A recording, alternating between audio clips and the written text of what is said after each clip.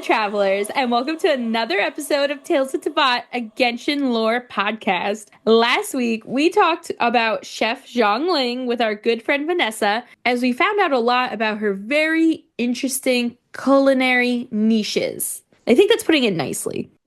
This week, we are super excited to be celebrating our 100th lore episode. And what better topic could we have had for our 100th episode than to talk about the Teyvat timeline?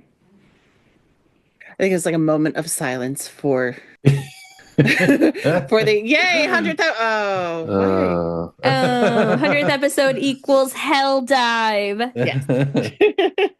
Are you lost? Join us, talesoftevat.com. Oh my god, it sounds like we're a cult. We're so lost. So confused. While you're on our site, check out our past episodes and seasons, artist spotlights from the community for every topic, and some other goodies. Finally, you can feel free to email us at talesoftevatpod@gmail.com to let us know what you think of this week's episode and what topics you'd like to see in the future. If you have some negative comments you'd like to say, we always accept those as well, but you can leave those with Albedo at the door. Travelers can also feel free to give their feedback at the Twink Tank if you want, where we do 2-for-1 specials every Thursday. And Wednesdays, there's a paint and sip. We also rent out the Twink Tank Monday and Tuesdays for special events. So if you really want to talk to us, just rent out the place for the night and get a one-on-one conversation with us. It's really hopping over there. Yeah. It is. That's why only Monday and Tuesday private events. We're going to have to move our recordings out of Angel Share and over to the Twink Tank. Oh, yeah. No. We can't do that. The echo in there would not be good for the recording. We have a lot of acoustic fun stuff going on over there. A lot of glass. Anyway, additionally, travelers can feel free to rate us wherever you listen to podcasts and let other travelers know that maybe, just maybe, there is a group out there that somewhat understands the Teyvat timeline. But before we go back in time, maybe over 8,000 years ago, at least over 6,000 years ago, back to when Teyvat was just a teeny tiny little egg being nourished by its mother Fawns. Fawns. Is that Fanus? Faunus? Fannies? Who knows? Fannies. Gold. Who fucking knows? Before it was a little baby egg waiting to be hatched. We do have a few fun little tidbits and exciting announcements before we jump into things. First off, to celebrate us having 100 official episodes and to thank travelers for all of your support, your listens, your comments, your chats in the Discord server, we are offering a giveaway. So starting today, if you go over to either our Instagram or our Twitter and you follow us, comment under the post, or reply under the post, and let us know what questions you have about the timeline, you could be entered to win any piece of merch from our merch shop. So that includes stickers, t-shirts, sweatshirts, and our second announcement loops into that. We have some exciting new merch on the merch store, so you can check out some new stickers and clothing items that relate back to your favorite Twink Tank, your favorite Timothy Chalamet the Squirrel, the Dead Friends Club, and some more special goodies. So you can check that out on our Ko-fi. If you win the giveaway, you can get any of the items. There's no restrictions, just one. And the giveaway closes February 28th at midnight EST time. So that's Eastern Standard Time, because we are on the East Coast and that's what we follow, because it's the only thing that makes sense to me because I can't understand time zones. We will announce the winner at some point on March 1st. We will request that you DM us, of course, and we'll go from there. Now, one more fun fact before we get into this. We actually reached out to some of our friends across Teyvat and we asked them what some of their thoughts are on the timeline, what questions they have, what answers they're really looking for that maybe we could try our best to answer in this episode. Thank you all so much for sending those comments and questions in, and hopefully we can at least guess on some of the answers. It's nice to know that we're not the only ones, you know? Yeah. You know the Always Sunny in Philadelphia guy? Charlie? That's been us. Yeah, with the whole map, putting little things everywhere. Since episode 1. For 100 episodes. I know I was going back to all of our notes because we have all 100 episodes worth of notes still. Mm-hmm. And so I was going back to all of our notes and I was like, what? But this, Yeah. and that, Same thing. this happened at the same time. Before we jump back into Eggland and the times before us in Teyvat. Eggland. Eggland's best. Now $8.99 a dozen. Yeah. By the time this comes out, it'll probably be 24. Get your eggs now, people. They were cheap back at the start of Teyvat. That's because no one was there to buy them. Now, do you think it's more fried or scrambled? Hard boiled. Hard boiled. Not the soft boiled goop. Yeah. Ew, no, definitely not sunny side up. I don't know if there's even a sun in this game. Celestia is the sun. What even is the sun at this point? We have no chariot. It's a fucking chariot, guys. I'm a chariot. I'm the sun. You're my son. Oh, sun with an O or a U? With a U. Oh, cool. I'm okay with that. Because you can't spell sun without you. Oh my God. Wow, that was... It took me a second. That hurt. I was like, the word you is not in the word sun. It really took my brain a second to process that one. I felt like Sino really made me stretch with that.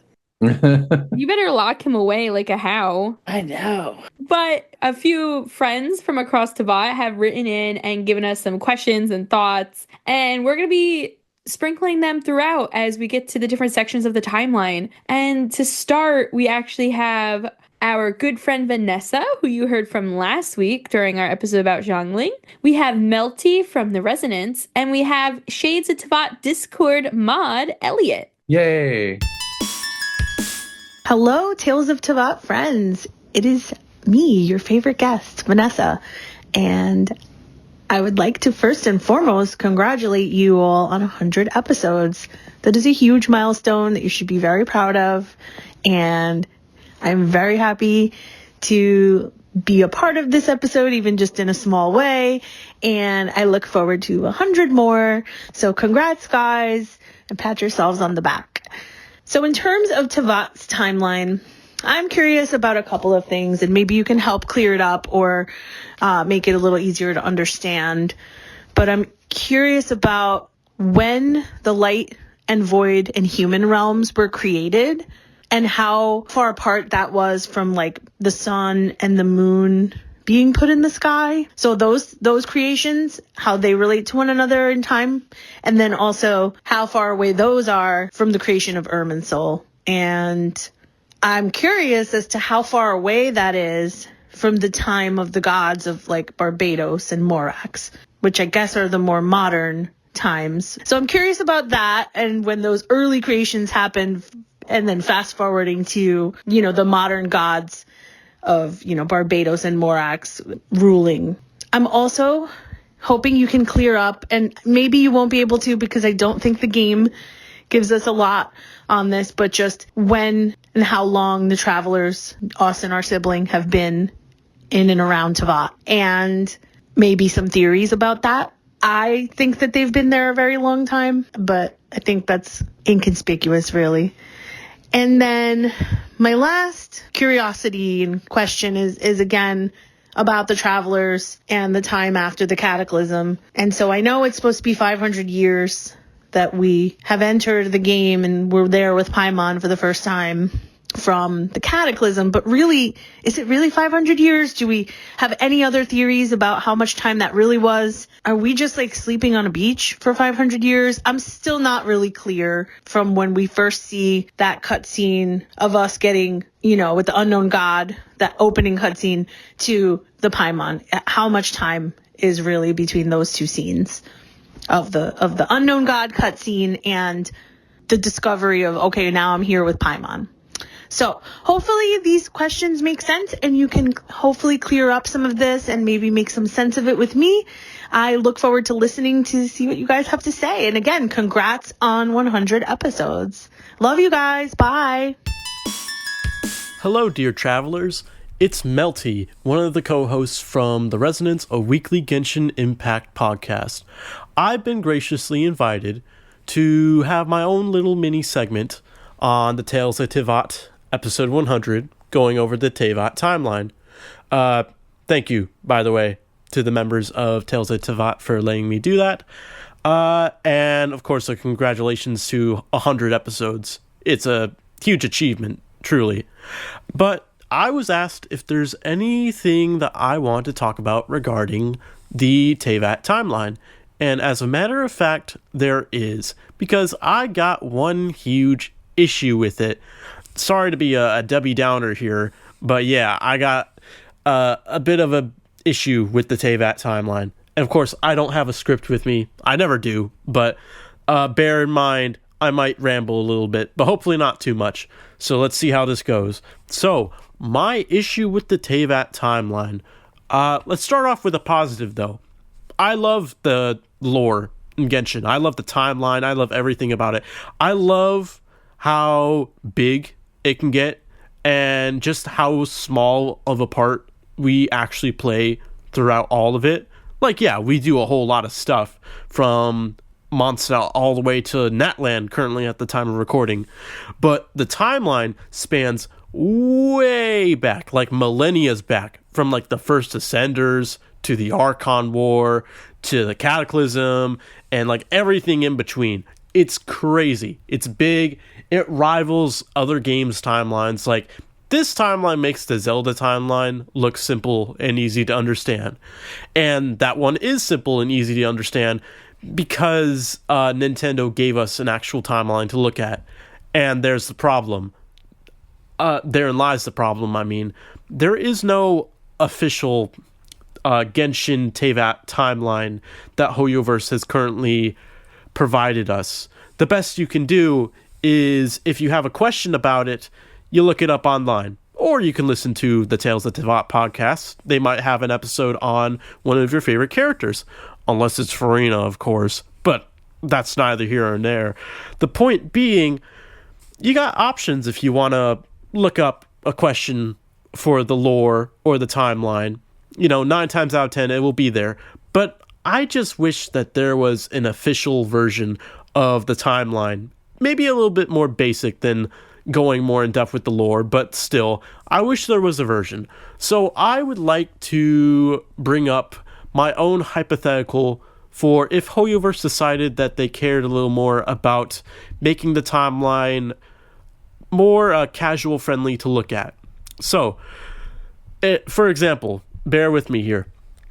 Travelers who've completed Natlan and have completed the Archon quest will remember that there is an item called the Pilgrimage Scroll, and the traveler uses that scroll to record their events in Natlan, the big events that they do, in order to receive their ancient name, Tumaini.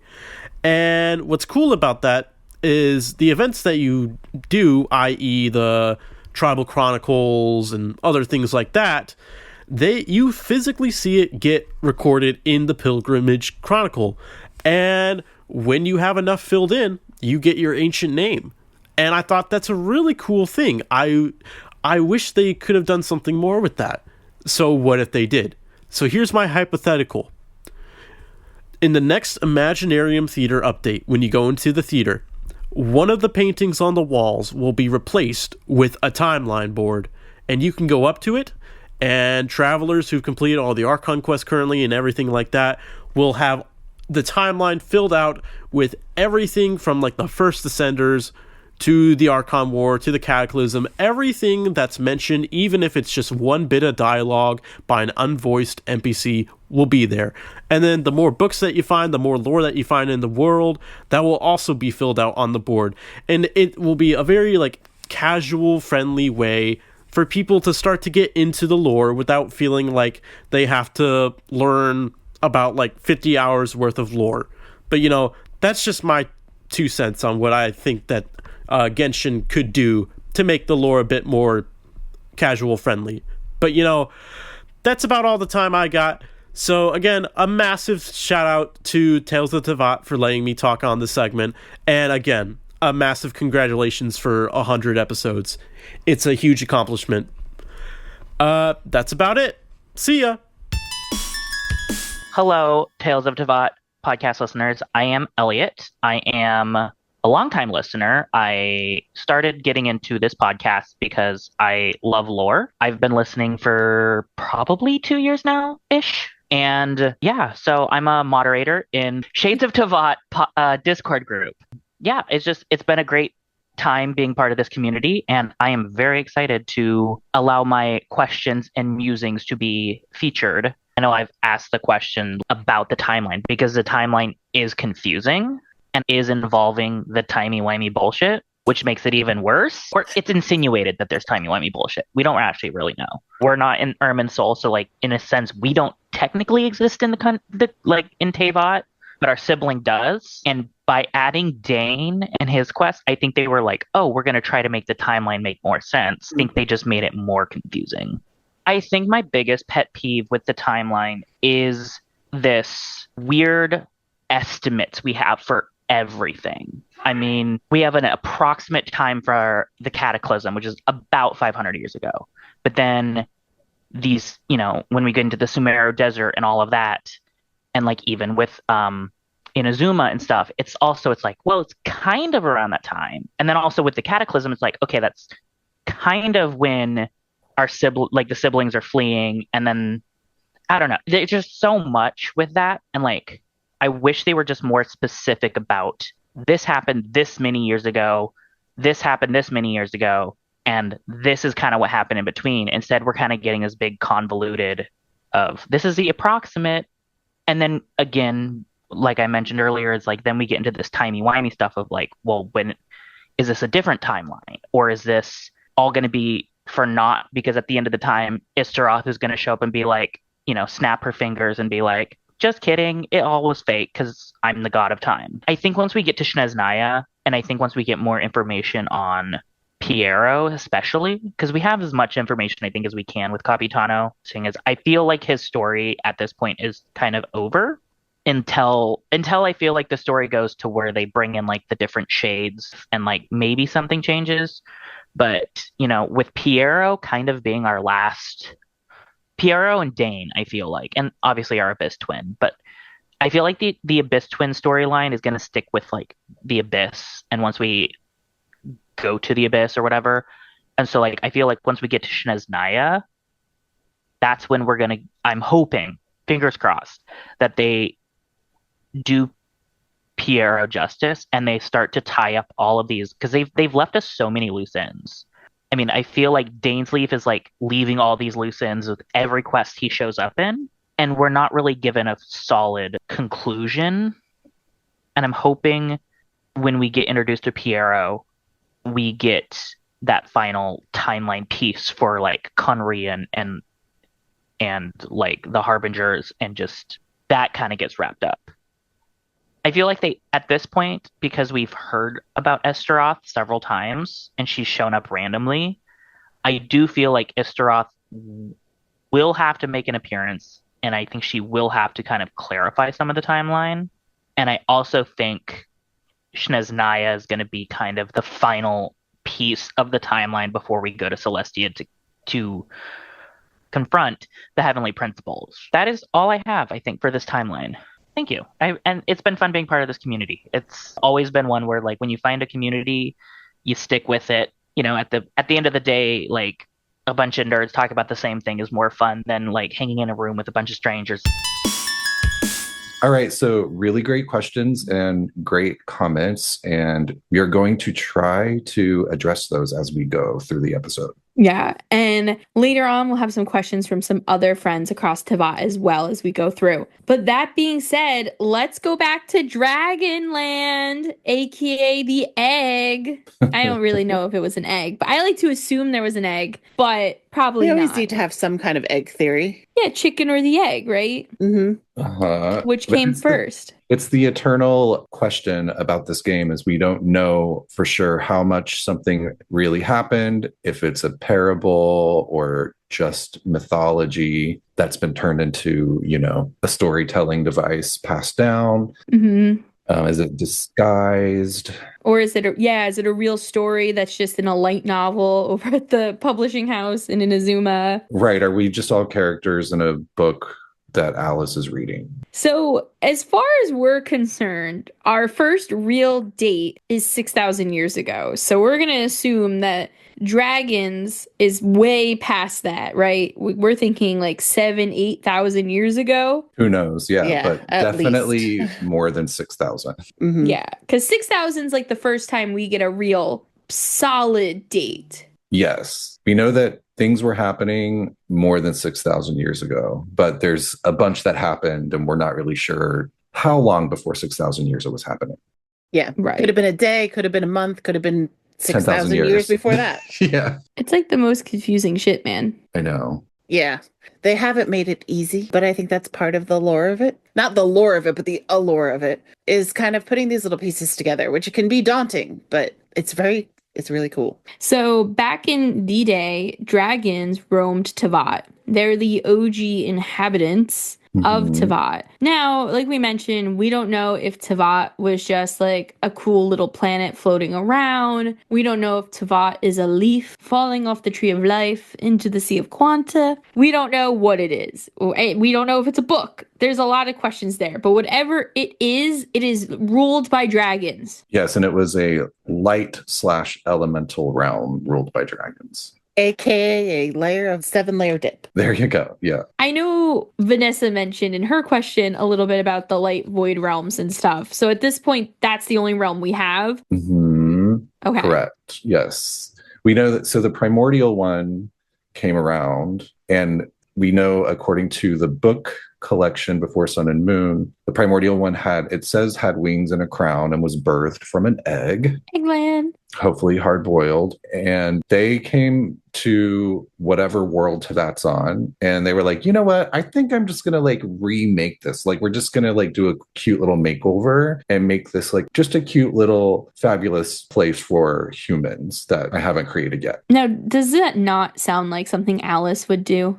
It 100% does. Yeah. Yeah. And when this primordial one arrived on Teyvat, they arrived to the elemental realm that was ruled by 7 dragon sovereigns. Mm-hmm. And 1 dragon to rule them all on top of that. Yeah. Yes, there was a dragon king named Nibelung. You had 1 dragon sovereign for every element that we currently have in Teyvat. So you had like an Animo sovereign, you had a Geo, an Electro, blah, blah, blah, blah, blah. You know the elements in this Much game. like our Archons and stuff like that. It's kind of just the dragon version of them. And then there were a bunch of baby dragons and not sovereign dragons that were Vishups, or as I like to call them, Vishopashops. Mm-hmm. And they were all just vibing when the primordial one came around and was like, this will do. I've decided that I would like to have this. And I'm a spoiled brat having my brat summer. Can you imagine the primordial one is just like a teenager? Yeah, they got their AirPods in, their crop top, and they're like, with that Tiff's not really approving of. Put them titties away. Yeah, you're too young for titties. You just hear them, the apple's rotten straight to the core. And they're like, yeah. So the primordial one arrives and decides my stuff, my rules, and decides to start a war with the dragons. Uh-huh. For 40 years. How terrifying. Yeah. I Like, know. they just came down and they're like, oh, dragons. All right, I guess I'll fight you. And it says for the world to be created, the egg's shell had to be broken. However, Fanes, however you say the name, Phanes, which is another name for the primordial one, used the eggshell to separate the universe and the microcosm of the world. And that is a great little segue into your girl Al, who had a little thing to say about that. Oh my God. This feels so. I gotta get giggles out. Hi, it's Al. I missed you guys. Well, I have a fun question for the timeline. So we know we have a fake sky, but do we know when this fake sky was built and put in place? We know in the Archon quest, most recent in Netland, that we can punch through this shit. However, what is it hiding? And what more don't we know what's there? In my opinion, I think they put it up specifically the primordial one, during the first fight with the second who came before the third descender. Thank you, Al, for that lovely little question and comment. I personally took this to mean that the fake sky was put into place when the 40 years were up and the primordial one defeated the dragons, because then there's another 400 years that pass, and the primordial one and one of its three shining shades helped actually start preparing the world for humanity. So they're creating the mountains, the rivers. Is it 4 shades? It is 4 shades. Yeah, what's with that? So this was actually something interesting, because I know we've talked about this before, where we were unsure if there's like the primordial one plus 4 shades, or if it's the primordial one and then that makes up one of the 4 shades, and then it just created 3 other little versions of itself. But it does actually say in Before Sun and Moon that it created 4 shades of itself, but it specifies that it's itself plus 3 other shades. Oh, interesting. Okay. So it talks about the primordial one and its 3 other shining shades. So unless there's like one that we don't know about, or they just were a little unclear with the wording, then yeah, it should be the primordial one plus 3. Do we know which shade that they made themselves? No, we do not. That's a good question, because we know that there's a shade of death and a shade of life and probably a shade of time. But we don't know like what the 4th one is. Why are you suspicious of the shade of time? Because we can assume, I think it's safe to assume through context, that would be Istaroth. Right. But who we know was like a god of time and early to that, and seemed to care for the people and everything. But I don't think it actually specifies anywhere that Istaroth is a shade, does it? I feel like it doesn't. We all kind of assume that it because I think that there was talk of a shade of time. But I think we assume it's Istaroth because isn't it mentioned that there only Istaroth, who has a different name in Enkanomiya, was the only shade that visited them in Enkanomiya after they sank? Oh, you're right. Does he use the word shade? It says, after Enkanomiya fell into the depths, their pleas and prayers went unanswered by the heavenly principles and its other 3 shades. Only Istaroth continued to answer them. Here is more evidence that it is a shade, because Before Sun and Moon does say, we knew the only one who had not forsaken us as the ruler of time. And we know, based on things that happened in that land, that the shade of death was also called the ruler of death. Definitely. And we know that Istaroth is the time god from some comparisons with Inazuma, with the tree that grew over 500 years in a snap, and some other things that we'll talk about.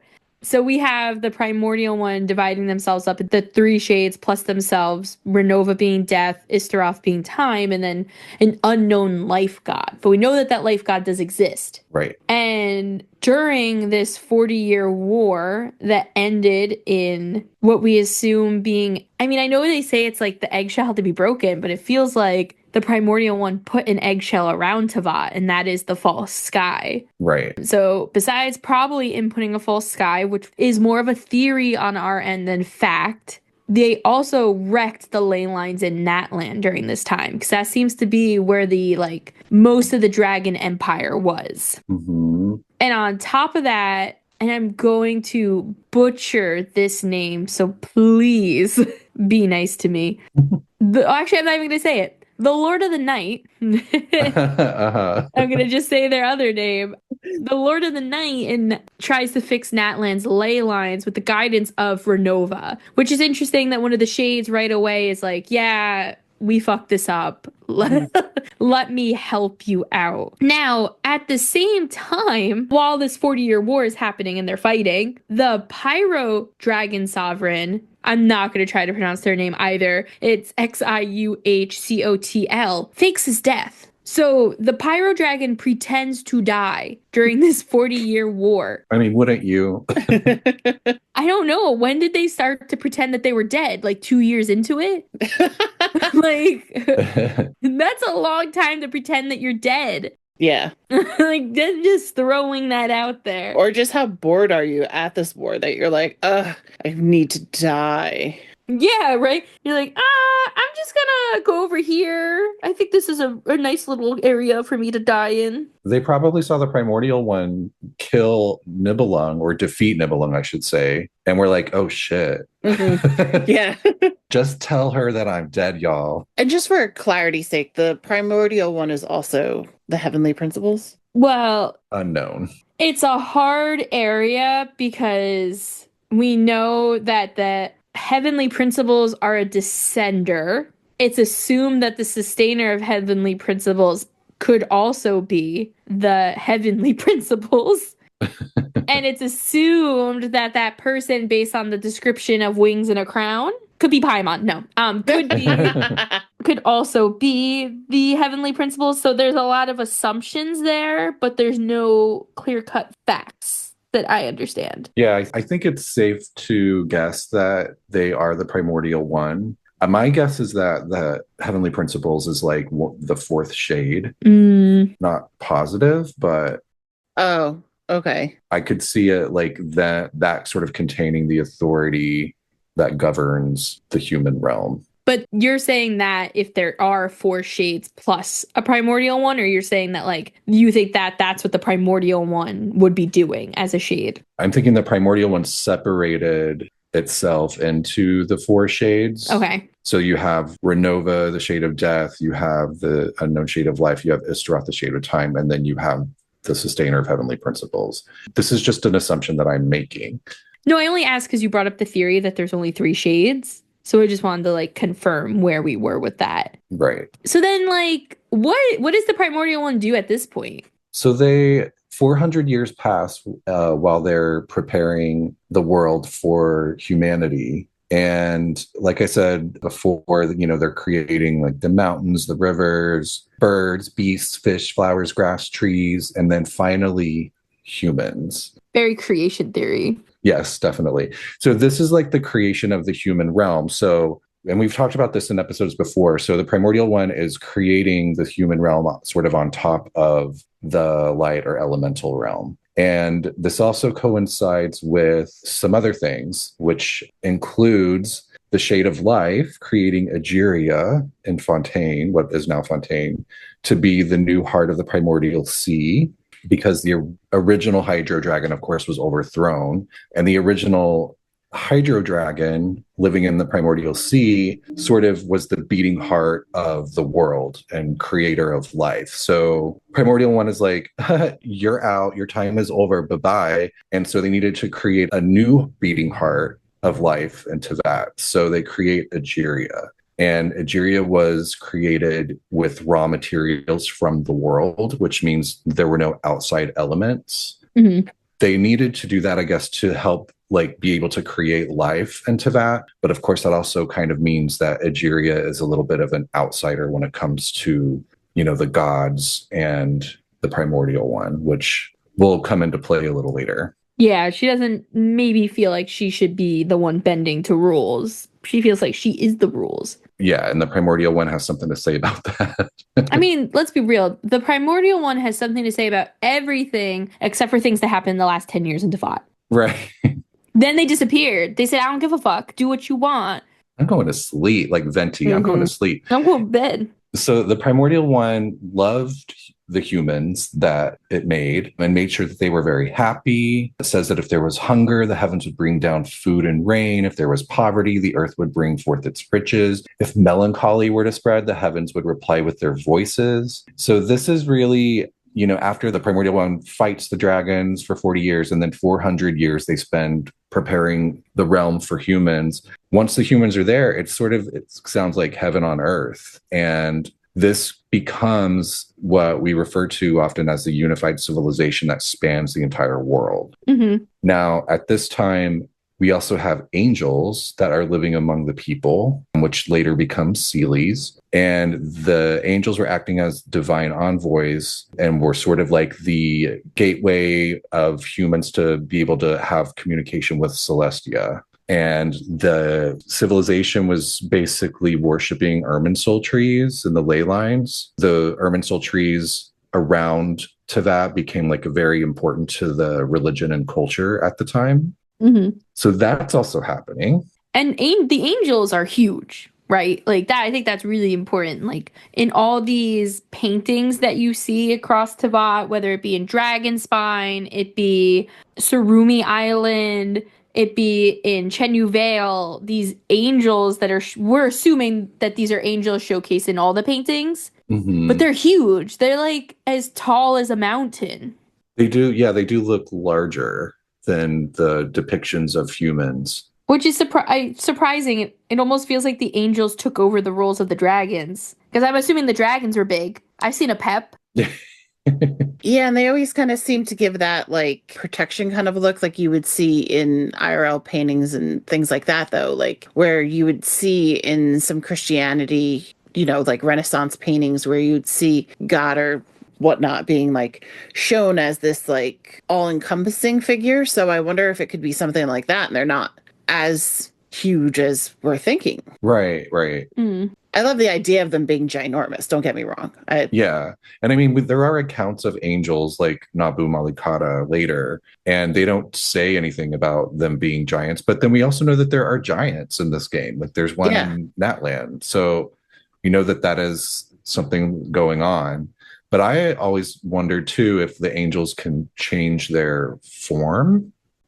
Oh, yeah, like, that's a good just point. like the gods can, because we don't know exactly how the angels intersect with the gods in this world.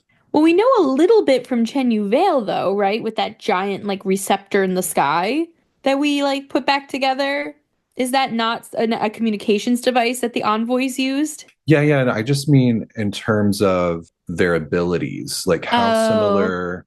Like, can an angel change? Because we know the gods can change forms, right? Like they can look like a dragon or like whatever.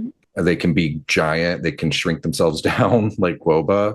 Good So point. could the angels also do that? It's a little unclear. Like, are the angels just gods? Because I do think the Lord of the Night refers to herself as a god at some point, or someone does. Maybe not her, but someone refers to them as a god. But we also know that was an angel. So I was gonna say she's definitely a Seelie of sorts. Like she says that she's an angel, an angel that didn't lose her size. But she did kind of change her form because she became a Yob. Oh, that's true. But we're getting ahead of ourselves. Yeah, Angels, maybe giant angels, are living amongst humans at this point. Oh my God, I thought you said vagina angels. Vagina angels are living amongst them. I wish I had one of those. I bet that's Vagina great. angel? Yeah, like someone who just looks over. Like, I don't know. Isn't that just an OBGYN? No, they're disguised as angels, but they're terrible. Shoving things everywhere. Vagina demons. Vagina demons. I have to make an appointment with my vagina demons. So that's how it. So it's basically heaven on earth. In these early years, you have the unified civilization. You have the angels. Everyone's having a great time. It's just a cult. Yeah, basically. It's a giant cult. Now, this takes us into something that I don't know how deep we want to go on this because it's a little vague, but we can actually go back to another little recording that Al sent in to start the conversation off about the Moon Sisters. My second theory involves the moons. Now, we know the story of the three Moon Sisters, but is it possible when we think of moons, we're actually thinking of celestial bodies overhead? We know that two of the moons have fallen and only one corpse remains. But our beautiful, bright moon is very lively.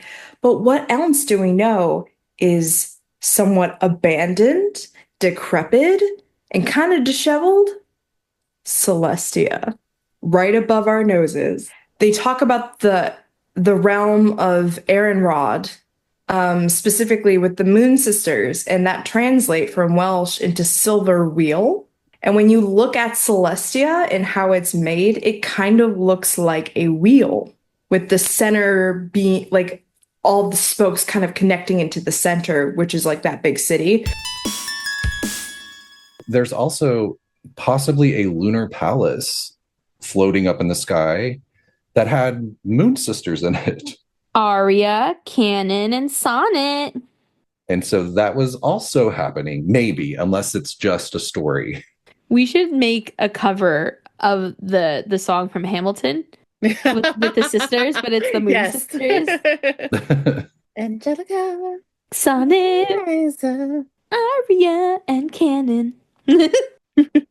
But yeah, they're living their best life, and they're like taking turns in the sky being the moon, and they like hang out in a chariot, like a silver beautiful moon chariot. What the fuck? Yeah, and is the Lunar Palace, and this is kind of connected to what Al was saying, is the Lunar Palace just a part of Celestia? Is it floating around, in tandem with Celestia, or is it something completely different? I like to believe that it's something that's in tandem with Celestia, because I kind of just imagine them flying off the celestial island in their chariot to go be the moon. Mm-hmm. And it would make sense because we know that eventually, like, things don't go well and they're kind of booted. Like, there are some bootings off of this lunar palace. Uh-huh. So it would make sense that we have one thing in the sky. We don't see a lunar palace. I always wonder if the Lunar Palace is like the little offshoot kingdom in the sky that the angels hang out at. Because I feel like there's a lot of imagery with the angels and Seelies having to do with the moon, especially when we get into Nabu Malikata later with Deshret. There's like moon imagery, like when he's like talking to her romantically while they're bathed in moonlight. And I'm just completely pulling this out of my ass, but I'm just wondering if, you know what I mean? Like maybe there's Celestia and that's sort of either split into multiple kingdoms, or it was one kingdom and then you had the Lunar Palace, which was like a little satellite kingdom or something. Extension site. We love an extension site. Yeah. But I guess the question that really needs to be answered at that point is like, what happened to the Lunar Palace? Did it get destroyed? Because we don't have another thing in the sky. Like, the only things in the sky right now are Celestia and the moon. Mm-hmm. And I think there is technically a sun, but I'm suspicious of it. No, we see the sun. There might be a sun. Is it a real sun? I don't know. Is it a spaceship? Who knows? I mean, there's a butthole, so. Now, I will say, if you go into Natlan and you've done the Archon quest, you can see the remnants of our little broken sky up there. Mm-hmm. So the question does beg to say, is it possible that the primordial one hid the lunar palace behind the fake sky at some point? Mm-hmm. Or is that just corpses of the moons? I don't know. So, there's a few unknown questions there. Yeah. Yeah, and I mean, not only is it a broken sky, though, is that it's a broken moon behind a broken sky. So it could be the remnants of that palace on that original moon. Right. Yeah. So, yeah, there's a lot that needs to be revealed regarding the Moon Sisters and that whole legend. But that's in the stories that this is all happening while, you have the unified civilization just having a kumbaya experience into that. But then, just like every religious story likes to say, humanity becomes arrogant and it starts to seek out things that belong to Celestia. And so the primordial one was like, no, and wiped them all out with floods.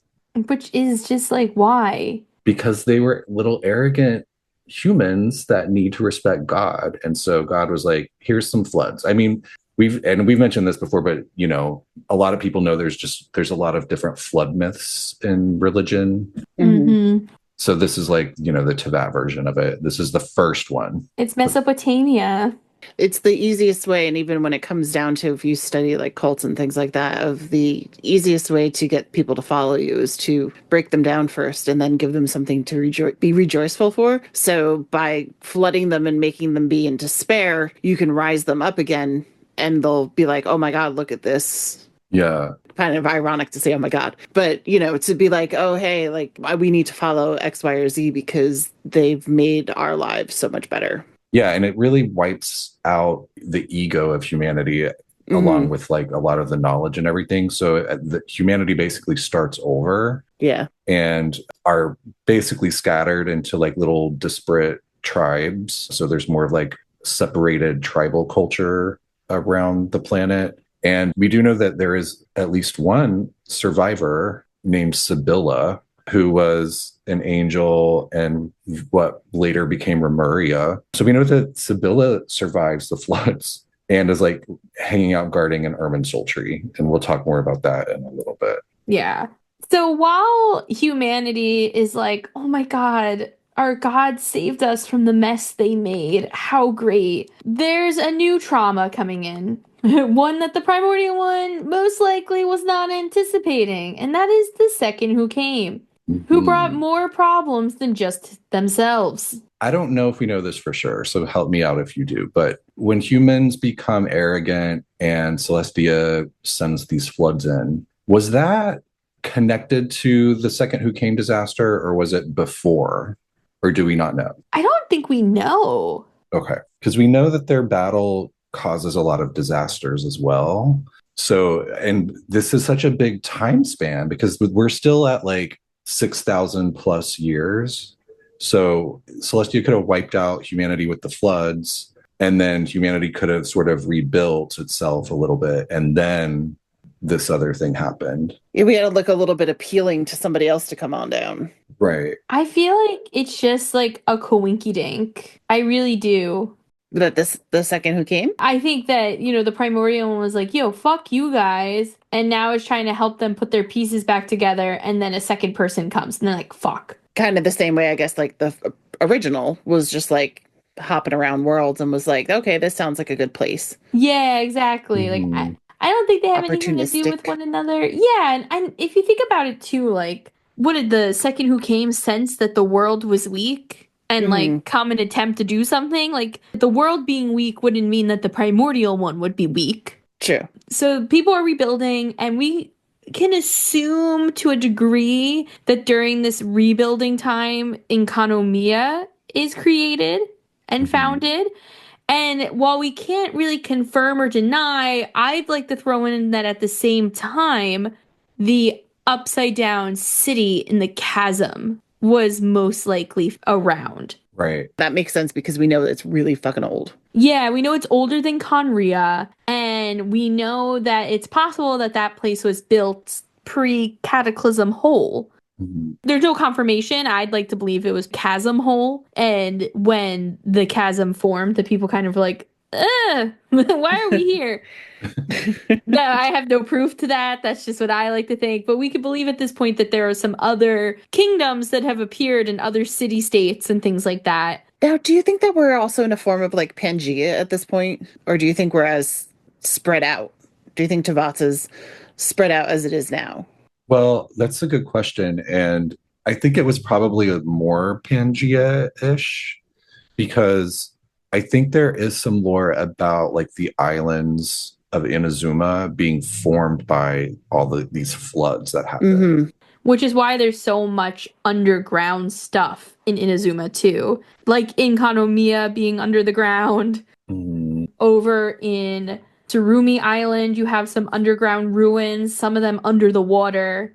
And the same over on Narukami Island on the coast, kind of on the north end, you have that underwater stuff, including where that one boss is, the cube guy, the stone cube guy, who's a mechanical thing. The array. I think it would make sense if that was all formed, if that all went under the sea because of the flooding. Yeah. And again, I don't think we know for sure if this was, these floods were happening to the original unified civilization or if it was like ones that were like separated and were rebuilding before the second who came showed up. It's a little unclear on that.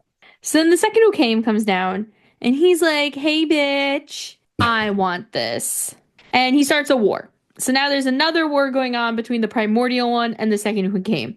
At the same time, Nibelung rises up, the king of the dragons, and he wages Nibelung's war of vengeance at the same time. And it's very confusing because it begs the question of, is Nibelung the second who came? Right. Yeah. Or Did he just take advantage of the situation? We don't know. Well, I mean, if we're saying that the originals are dragons, I think to go along the idea that the primordial one and the second who came and then the third and stuff are all descenders. Nibelung couldn't be. So Nimblong is just a chaos gremlin. Yeah, I think he just woke up and was like, wait a second, this shit was mine. I also like to think that he was like, I'm naming this. This is the war of my vengeance. Like, it's going to be so epic, you have to have a name. And it didn't even succeed. No. And there's really, I mean, I'm going to be honest, Nibelung's War of Vengeance is like very thinly mentioned. Yeah. So there's really no idea what he actually did. Who was fighting with him? Was it just him? Is he like losing his mind and he thinks he's fighting someone? He's really like punching a rock? I don't know. There's not a lot of like knowledge around that. But Nibelung is not the only person, or the only dragon, I should say, that takes advantage of this moment. Remember our good friend, the Pyro Sovereign, who pretended to die? He decides that he's going to overthrow the Seelies and the Seelie kingdom in Natland. And he's going to take Natland back. And he does. And he fucking succeeds. So I don't know what Nibelung was doing, but his Pyro friend, he won. Yeah.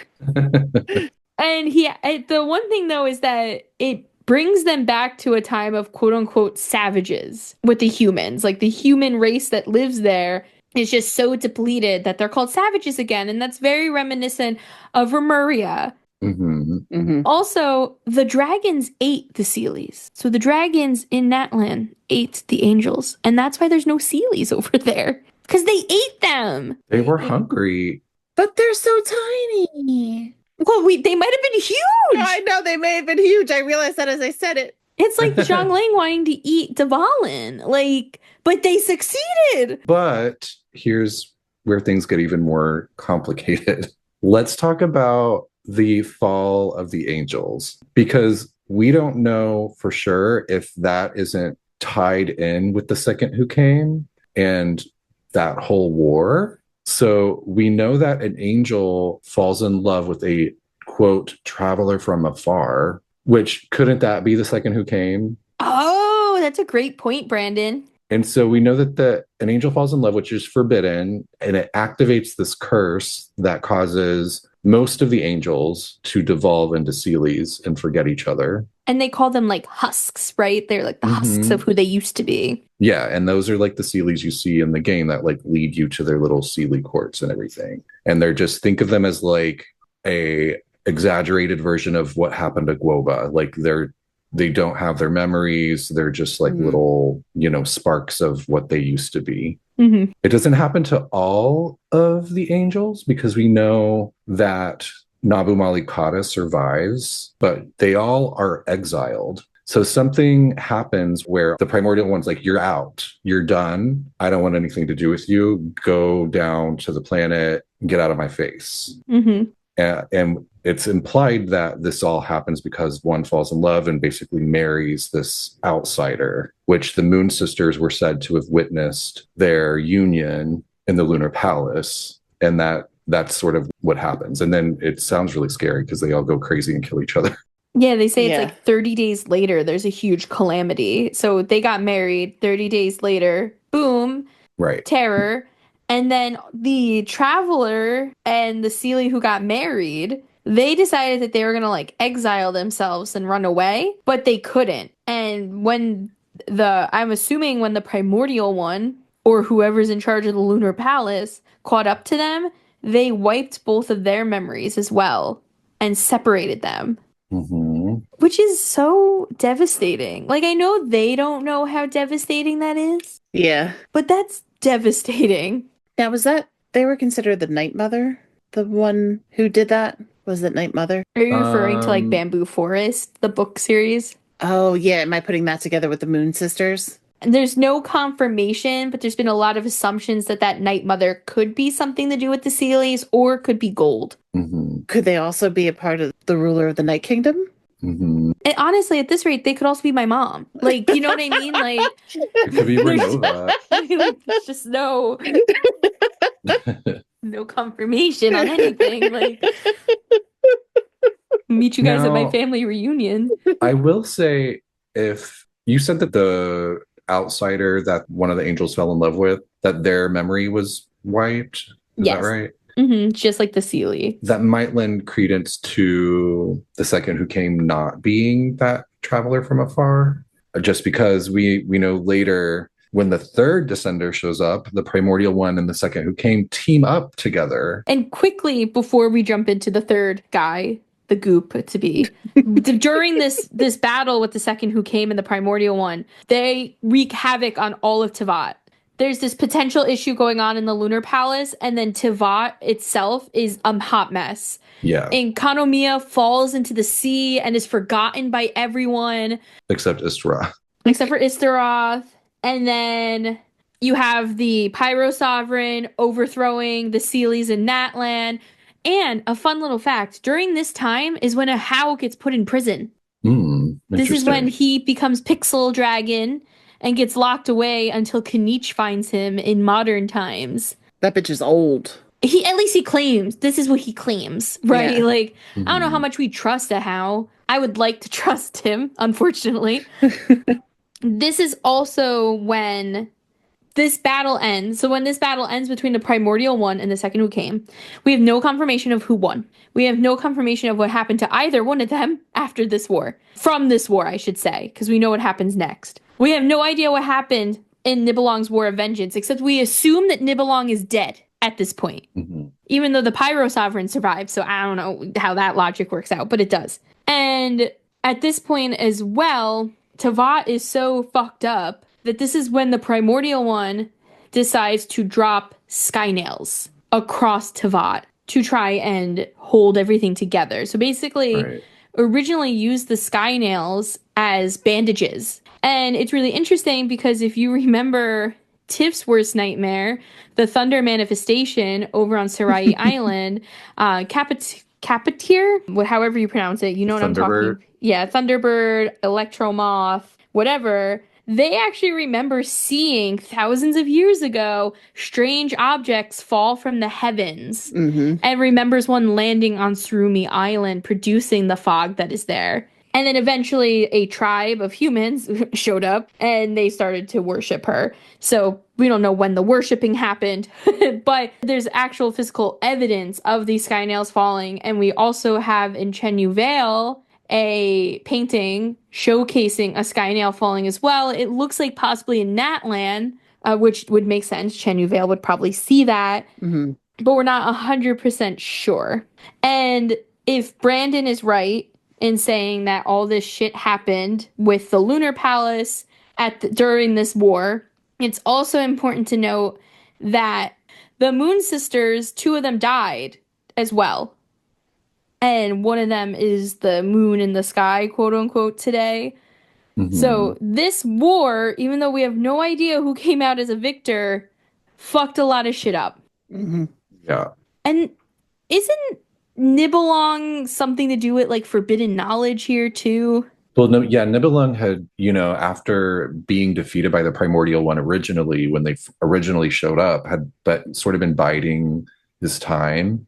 Like, I'm going to get you back. I'm going to take my world back. And so he somehow uses forbidden knowledge to try to overthrow the primordial one again. So it's really unclear when that's happening. Could Nibelung be considered the second who came? Could Nibelung be considered the third descender, which is a little theory that I personally love. But yeah, did he get that forbidden knowledge via the second who came? Or maybe the second who came was made aware of this world because of Nibelung, like seeking that knowledge from outside the world. Whatever it was, though, it helps lead to this invasion, or is somehow tied to this invasion where the actual reality of Teyvat and the human realm is like coming apart at the seams. And that's why the Skynails get sent down to hold the human realm in place. But it's at the expense of like a lot of the world. Like a lot of destruction happens because of it, including Salvin Dagner. Oh, yeah. Who forbade the knowledge? The primordial one or Celestia as a whole? We don't know. The primordial one, it seemed? Yeah. I'm assuming the primordial one makes up the rules, but we don't know for sure. And like at this point too, we don't even know what Celestia is. Like, is Celestia in the sky? Is the primordial one living in Teyvat? There's actually no facts around Celestia becoming a thing. We don't know. I mean, you know, there is some language at some point used about an arc that we hear about, which, you know, relates back to Honkai a little bit.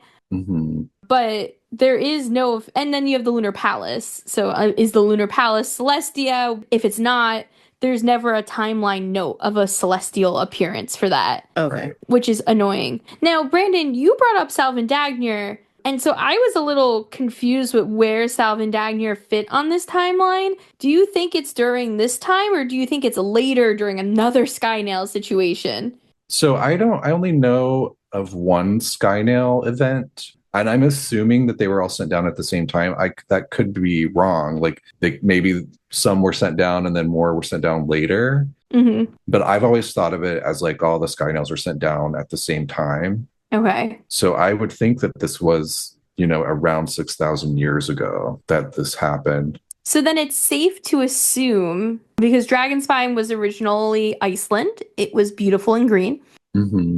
And these nomads coming from a winter wonderland, basically, which we assume might be Deca-Arabian or might have something to do with Andreas, but we're really not sure because there's also no timeline note of when those two showed up. Right. And if you don't remember, Andreas is the wolf boss that you fight over in Wolvendom in Mondstadt. And Deca-Arabian was a god that controlled Old Mondstadt, which is now the location of Storm Terror's lair. So Salvin Dagnir, probably after the floods, I'm going to assume, was established by these nomads that kind of landed there. And they had a princess who lived there and priests, and the Umenlacher clan originates over there. They're one of the founding clans of Mondstadt, of New Mondstadt, I guess. So there's this question too of like, okay, they landed over there during this time and they also got screwed over by the Skynail. Right. And if that is the case, I know like one theory that we've had before was that they did come from Deca-Arabian's area. And that might actually be wrong, because I don't think the Deca-Arabian years are until much later than this, because this would have been 6,000-ish years ago. Yeah, it just comes down to like how old is Deca-Arabian, right? Like, right. We don't know, but it's possible that they did come from some other area, maybe Ashnesnaya. Maybe a land that has sunk that we cannot see. We also know that the Skynails drastically changed temperaments everywhere. So it's possible that somewhere else on the map was snowy. And it's not anymore. So we don't really know, unfortunately. So this is like all happening during this second Who Came Primordial one like showdown, though. Right. Just all kinds of fun little things. Also, the solar chariot falls out of the sky and creates the chasm. But so that happens after Zhongli is born, though, right? Yeah. But it was when Zhongli was quote unquote young. And we know that he's like 6,000-ish years old. Right. So this is our first tie to a character that we actually know. Right. Which is fun. So Zhongli is born around this time as well, possibly born during the primordial battle here between the first and second Who Came. And he sees this sun chariot go down. And the sun chariot, you know, the assumption is that it's the sun. Well, it says, the assumption is that it's a star. The Morning Stars piloted this sun chariot, right? That's like the right. whole thing. In the Legend of the Moon Princesses. The thing that gets me with Morning Star is like we also know that Morning Star is a name for Lucifer in Christianity. And so I've always been like, is this like literally supposed to be stars? Is this supposed to be a reference back to a possible like devil character, a demon? Is it the second Who Came? Is it because it's also could be like the outsider that the angel fell in love with, right? And that the primordial one could have been like, get out of my sky, and like smacked it down. And then it, of course, falls in Liyue, which is why Zhongli would have seen it when he was young. And it creates what becomes the chasm. And There's another theory out there that I think, might have referenced during our episode about the chasm, that this sun chariot could also be Celestia. Because if you look at like the booty of Celestia, it's kind of the same shape as the hole Right. in the chasm. We do know that it stays there for a bit, but if you're suggesting that the Celestia and the Lunar Palace are possibly the same thing, is it possible that the Lunar Palace fell after this curse hit it, after this wedding that fucked shit up, and that the Lunar Palace, aka Celestia, fell to the ground? We don't know, of course. It also created some like really interesting stones. In like the chasm is the only place you could find like this very specific type of stone because of the way that the rocks formed and heated and cooled and everything when the sun chariot fell. And we also know that's where you can find cinnabar. There's the cinnabar cliffs. We know that Albedo's sword is the cinnabar spindle. And we also know that the staff of Homa, which is Hu Tao's weapon, is made of cinnabar, and it's used in a lot of crazy things. So that's just another thought too, is like it's possible that the sun chariot that Zhongli witnessed fall as well was Celestia, or the Lunar Palace falling. My favorite theory about it, by the way, is that the solar chariot that fell and created the chasm is like the second who came, like that's the second throne of the heavens or whatever. And I say that because it makes sense that like they fell in love with one of the angels or whatever, caused the exile, got smacked down to the planet. Then the primordial one sent down the sky nails, like made sure their world was protected. And then later, as we get into the third descender, is around the same time, like when that's all happening, that the solar chariot actually lifts back up and goes back into the sky. And that would have, in theory, been happening around the same time that the primordial one and the second who came decided to team up to take on the third descender. But I thought that the chariot went back into the sky during the Archon War. It did, but the Archon War started as a result of splitting up the third descender into 7 pieces. I must have misheard you. I thought you were suggesting that the sun chariot went back up as the third descender came down and started causing issues. No. I'm thinking the solar chariot, like they fight with the primordial one, they get smacked down. Then the third descender shows up. The primordial one's like, oh shit, I need help. And strike some kind of deal with the second who came, lifts them back out of the hole they created, and splits the third descender into pieces. And that starts the Archon War. And we don't know for sure when the third descender came, right? We just know that it has to be somewhere between 6,000 years ago and 3,700 years ago. Correct.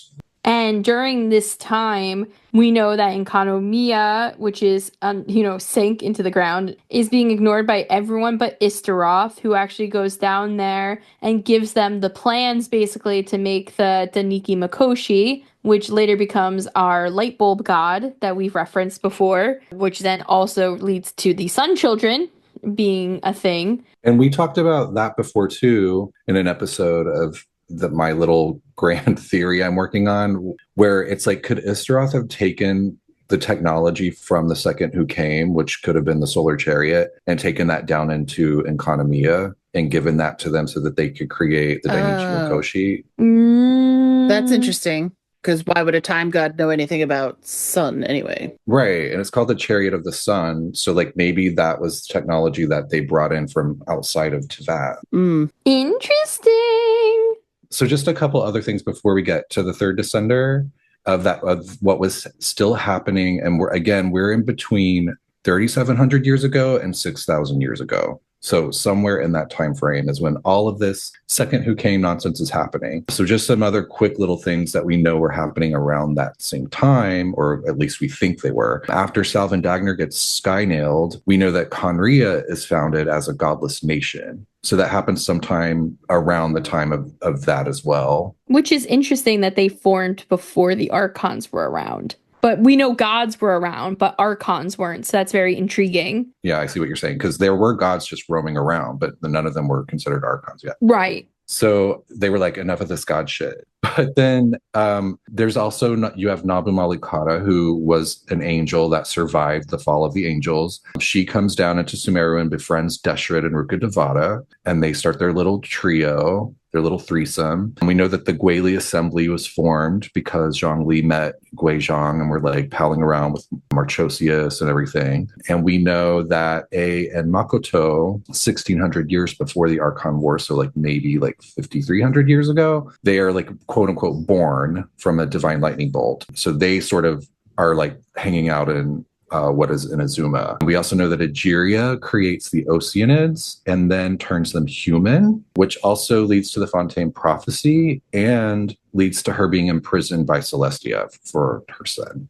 So my question, just since you brought Egeria up too, is where does Remuria fall? Like, do you think Remuria is therefore happening in this 3,700 to 6,000 years ago time span? Or do you think it's happening during the Archon War? Like, there's really no clear-cut evidence of that. The only, like, times I could find that referred to Remuria was that, you know, the Hydro Dragon could not be reborn while Egeria was in jail. And that the Marochise hunters, which were founded by Cassiodor, which we know Cassiodor was one of the main honchos in Remuria, but he was a good guy. Well, ish. He becomes a good guy, Cassiodor. Yeah. He's the one who redeems himself from the situation. Yeah. We know that he forms Marochise hunters a few decades after the fall of Remuria. Those are the only like time things we have that relate back to Remuria, and we know that Gorobod and Sumeru was having, like, I don't remember if he's from Gorobod specifically or just from an area in Sumeru, but we know Remus is originally a god from Sumeru, a god king, I should say. So I'm just not really sure where Remuria falls into place here. I don't think it specifies, but I think it's safe to assume that it was either shortly before or during the Archon War. And I just say that because we know that Remus left Sumeru because Deshret was taking over. So, and we knew that Deshret was crazy at that point too, right? Well, we don't know if he was like going crazy necessarily, or if it was just that he was amassing all this power. Like, this could have been right before the rise of Gorobod or during it even. So we don't know, because it's hard to tell exactly what was going on with the Archon War in Sumeru, because you had the three god kings like palling around with each other and basically like just didn't do it, right? So you have, I mean, Nabu and Rukkhadevata and Deshret were just like besties / lovers, whatever. And not the throuple. I know.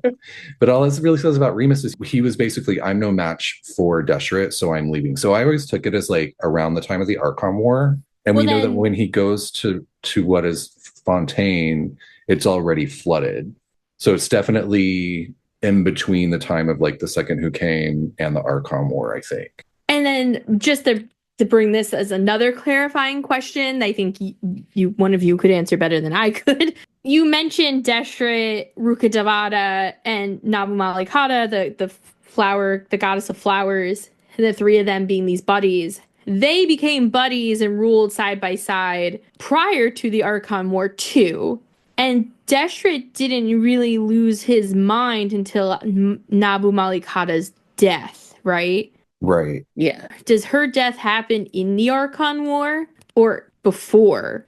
Or do we not know? I don't think we know. There was a theory that I read, which I've discussed a bit with you fiends, of the idea that when the Archon War was happening, were there already folks kind of in the Archon roles? And the idea is like they were fighting to keep their spot, and then there were other people fighting to get the divine thrones. And it's just a theory, and it seems to not be as solid. But the idea that Deshret and like the throuple was already like taking up one of these thrones, and you know, kind of like nobody wanted Sumeru, so they were just hanging out over there where the Archon War didn't really even touch them. But like afterwards, once Deshret was gone, there needed to be somebody to fill it. So it could have been like, it didn't necessarily have to happen after the Archon War started that they were in charge. Interesting. Right. But my only question with that theory is, isn't Deshret offered the Gnosis and he turns it down? He is offered it, and he says, well, I'll do it with my two bitches. Yeah, so like that's the thing, is like, how could they be taking up a celestial seat if they didn't have the Gnosis? But like with this theory is that the celestial seat was there before the Gnosis. Like the Gnosis were kind of like, you're already in this position, but now we got something to make it even better. And that's what kind of provoked some of the fighting. People didn't care so much about being in this position, or gods didn't care so much until they were going to be given the goop. Mm. For me, I feel like the celestial throne comes with the Gnosis. Mm-hmm. Just because of like Yeah. things with Focalor. But Mhm. it's definitely possible. I tend to agree with you. It just it's a very interesting theory, and it seems to be there is some kind of parts of it that I go, okay, maybe that kind of makes sense. But I do feel like, Celestia got the power of the throne itself is directly related to the Gnosis. Makes sense. Mhm. But yeah, it doesn't it's a little bit squishy. I mean, I don't see a problem with like Deshret having the Gnosis after the Archon War started, but still sharing that power with Nabu and Ruka Devada. Yeah, it definitely. And I mean, it could have been that no other gods wanted Sumeru too. So there was no real big Archon war going on there for it. Mhm. You could only have a fight for it if somebody else wants it. And it would make sense why Ruka Devada becomes the Archon after Deshret Yeah. dies, if he already had. Yeah, if he already had it, and yeah, it was already split between the three of them, and it was kind of like, not to say that she was a default, but she was the one left with it. Mhm. Yeah, but I think the fact that it clearly says that he said no to it, like, he didn't have it. And I don't think he thought he needed it. Oh, I didn't know it said that. Sorry. Yeah, there's a piece where he denies. He says no. Like Tiff said, he's like, I'll do it with my girls. Like, we don't need this. Yeah, I just don't know if that ever really meant that they were like, okay, but it's still kind of yours. You're saying no, but saying yes. I feel like King Deshret went down during the Archon War. And therefore Ruka Devada by the end of the Archon War ended up with it anyway, because she was the last man standing. Gotcha. Yeah, it could be. I like that idea too. And the part that kind of gets me, and I get a little bit stuck into a lot of these pieces, is we kind of know when the Archon War started, it wasn't a quick fight. Like it went on for quite some time. I think the Cataclysm, when we get there, is going to be a little bit different. Like that is that time frame of when it could have happened. Like, when did all of the stuff occur? Doesn't all have to be at the same time. Mm-hmm. So all of the stuff that we know happens in Sumeru, and then with Gorobad, and then the fall of Gorobad, that all could have been going on during the Archon War very reasonably, because we know it was a long time. So let's take a step back, right? And before we jump into the Archon War, because we're definitely, and I did it, but we're teetering on, jumping ahead a bit. So, we're going back to right before the third descender. So, before the third descender came, the only other thing that's really important is, Zhongli descended. I don't know what that means. If he just became like a cool adult god, he was no longer a child. Maybe he came down from the heavens. I don't fucking know. But Zhongli descended, and he actually lowered the tides and raised Mount Tianheng. This is before the Guili Assembly was founded. And then, like Brandon said, the Guili Assembly is formed during this in-between time. And this is when the third descender comes down. This is when the primordial one says, fuck, I need help. Reaches out to the second who came, because apparently they both survived, even though they fucked Teyvat. And they defeat the third descender. We don't know how. We have no knowledge of anything. And then they put the third descender in a blender. And they made the Gnosis. They got out their best sushi knife. Yes, yeah. Chop that bitch up. And so then these 7 Gnosis were formed. And these 7 Gnosis actually pulled from the elemental powers of the Dragon Sovereigns. And that's why the Dragon Sovereigns have the same elemental partners, I guess, as the Archons. So there's a Hydro Dragon, there's a Hydro Archon. And with these Gnosis came these celestial thrones. And this is when people started to fight for power. Yep. As people started to fight for power in the there were 2 areas not fighting for power, and that was Inkonomiya, which at this point is sacrificing children, or getting ready to sacrifice many children. And you also have Conria, who is just straight up not having it. They're hiding under rocks. And before we go into more of the third descender, let's take just a moment to listen to what Al had to say about this. And the third theory, I think we have concrete evidence of who the third descender is. Now, when first understanding what the Gnosis are, being chopped up remains of the third descender, we know that releasing and destroying a Gnosis gives back the throne, in a way, to the dragon of that element, being that all 7 elements are represented in the Gnosis. I believe that the king of dragons, our beautiful, corrupted Nibelung, was the third descender. Because if he's the king of there are the 7 dragon sovereigns, and then there's the king of the sovereigns, the king of the dragons. Wouldn't he represent every single element of the light realm? And so when you split light, you split it into the colors of light, the rainbow that we see, which is the colors that represent each element in each, like, animo, cryo, all that stuff. And I think pulling them together would remake Nibelung. I mean, the rising of the phoenix and stuff. But the fact that we have, like, a lot of dragon iconography happening, I do really think it's Nibelung. So Al and I have the same theory, I think, Mhm. even though I know there's problems with trying to reconcile, like, how could Nibelung be a descender if he's the king of the dragons and was already there? But maybe the dragons aren't considered, like, maybe they could be considered a descender if they left and came back or something like that. But I do think it's a fun theory to think that, like, the king of the dragons, who might have had authority over all of the different elements, is what's in each of these chess pieces that is connecting the authority over those elements to, you know, Celestia via the gods, or the archons. Like, it just kind of makes sense that it could be the king of the dragons. I kind of hate how much that makes sense. Yeah, but it's what bugs me is it's like, well, how could it be How a could it be a descender? descender? Yeah, but we already know that doesn't make any sense because of our sibling. And I will say the sibling is a great point, because there are very strict guidelines of what makes you a descender. So when we learn about descenders from Nahida, who learns about them from Dottore, we learn that you could be someone who's not from Teyvat, and you're still not considered a descender. It depends on your power and your strength and something else. And because of that, it kind of throws a little bit of a wrench into the theory, right? Because it's like, A, was Nibelung not from this world to begin with? And B, Nibelung could have come back and still not been considered a descender. It's very, like, niche. I don't understand it, to be honest.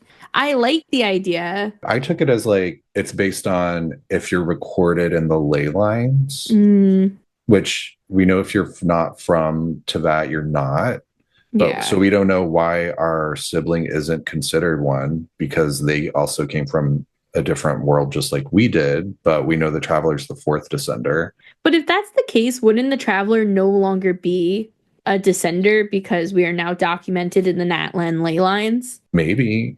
Do we get our descender status revoked? We're not recorded in the ley lines in Irminsul. We're recorded in the Wayobs of the Night Kingdom. True. But aren't they connected to the ley lines? I don't think it's as close of a connection, because or else they wouldn't care as much to repair the ley lines if they were the same thing. Yeah, I think it's considered different. Because really it has to get all the way back to Irminsul. I mean, let's also mention that could the person we got the info from be lying? Well, it's Dottore. Yeah, it's Dottore. We don't know what his intention was. He could have been doing what we also find out Nahida was doing in Irminsul, and making up fake stories that are hiding the truth in there. So does a descender just mean that they literally were living up on the Lunar Palace and came down? You know, could they be something else? Could it be hidden within there that Nibelung is just considered, like, you know, he bowed to Celestia and therefore became a descender? Well, I also wonder if dragons, like, if dragon sovereigns would even be considered, like, when the primordial one created the human realm on top of the light or elemental realm, I know they're using the ley lines, which were already there, but are they creating everyone's fates as something of the human realm? Meaning that if you were not created, like if you were not a part of the human realm that was created, and aka you were a sovereign dragon already, then maybe you would not be considered native of the human realm. You know what I mean? Because isn't the whole thing with the Loom of Fate, they're trying to bypass fate, which I'm assuming fate is created by the primordial one when they created the human realm, because they basically gave everyone a specific fate. And when they created the fake stars and everything and the constellations. Right. So if the dragons don't have to adhere to that, maybe they would be considered a descender. Yeah. Yeah, it's a good point. It's definitely possible. Could Nibelung been reborn like we know Neuvillette was too? Right. Yeah, there's a lot of questions about these reborn sovereigns, especially with Nibelung. He doesn't necessarily have a god that has to die and give up a celestial throne for him to come back. And I mean, if anything, too, all we know that the Hydro Dragon is the only one that had like a specific rule of having to be, you know, Jiria not in jail. Yeah. So there's a lot of questions, that's for sure. Yeah, the idea though that he was in charge of all the elements of all of his sovereigns, and then those being what's also within the Gnosis, kind of just makes so much sense there. Yeah. I don't think I put it together as much until you really even explained it in that manner. Unless it's our sibling. Yeah. Our sibling is chopped up and in the Gnosis. So we're now in our Archon War era, right? Our third Descender era. And we know that the primordial one was greatly injured, which they use really odd language about it. Like their functions were injured or messed up during this fight with the third Descender. So we know that during the Great War of Vengeance, when Nibelung was like, I'm taking back the world, primordial one gets its functions greatly injured and is unable to like contain the authority that was holding the human realm together. And that's when the primordial one teams up with the second who came to chop up the third Descender and put them into chess pieces. I do think, unfortunately, that this disproves Al's theory then, and your theory of the Nibelung being the third Descender. Wait, why? I feel like it lends credence to it, because Nibelung, like, they basically have to team up and create the Seven Thrones because of the Great War of Vengeance, meaning because of Nibelung. Oh, so you're taking where I'm seeing it more as they got injured fighting Nibelung and then couldn't fight a new person. That's how I'm seeing it. Yeah. Oh, I see. Right. Yeah, I guess we don't know. I mean, again, we're back to like, could Nibelung be a Descender? It seems weird, but we do know that Nibelung's war, not the first one with the primordial one, but the next time they went to war with the primordial one, that kind of screwed up the primordial one. Yeah. I believe that's implied to be when the primordial one goes to sleep. Damn it. All the sleeping. Yeah. Is Venti the primordial one? Yeah. No, Venti is awake, at least during the Archon War, as far as we know. Venti is a tired little wisp. You know what this kind of reminds me of, though? It makes me feel like the primordial one befriended the second who came at this point and was like, all right, I need to go to bed. So you're in charge now. And the second who came was like, finally, I'm going to do things my way, and caused war and chaos. It kind of reminds me, though, of A and the Ryan Shogun. So, you know, A was like, all right, I made a puppet. You're in control while I go meditate. And the Ryan Shogun puppet didn't necessarily do what A wanted either. Yeah. Just throwing that idea out there. But all right. So now we're entering the Archon War. Yeah. There's a lot that happens during the Archon War. And this is roughly between 2,000 years ago and 3,700 years ago. Right. And so the Archon War, I know we said it a few times already, but just to reestablish, this is the war of all the gods across Teyvat trying to take up the 7 celestial thrones. Now, what's really interesting about the Archon War is that it really only seems like the Archon War happened in Leeway. And I say that because if you look at Mondstadt, we'll start with Mondstadt. So during the Archon War in Mondstadt, You had Decarabian, who was the god in charge of what is now known as Old Mondstadt, Stormterror's lair. And you had Andreas. Mhm. They were the only two gods that we know of going at it with one another. And Andreas at one point was like, I really don't fucking care. I don't even like humans. Like, and Venti was a wisp. He Mhm. wasn't trying to become an Archon.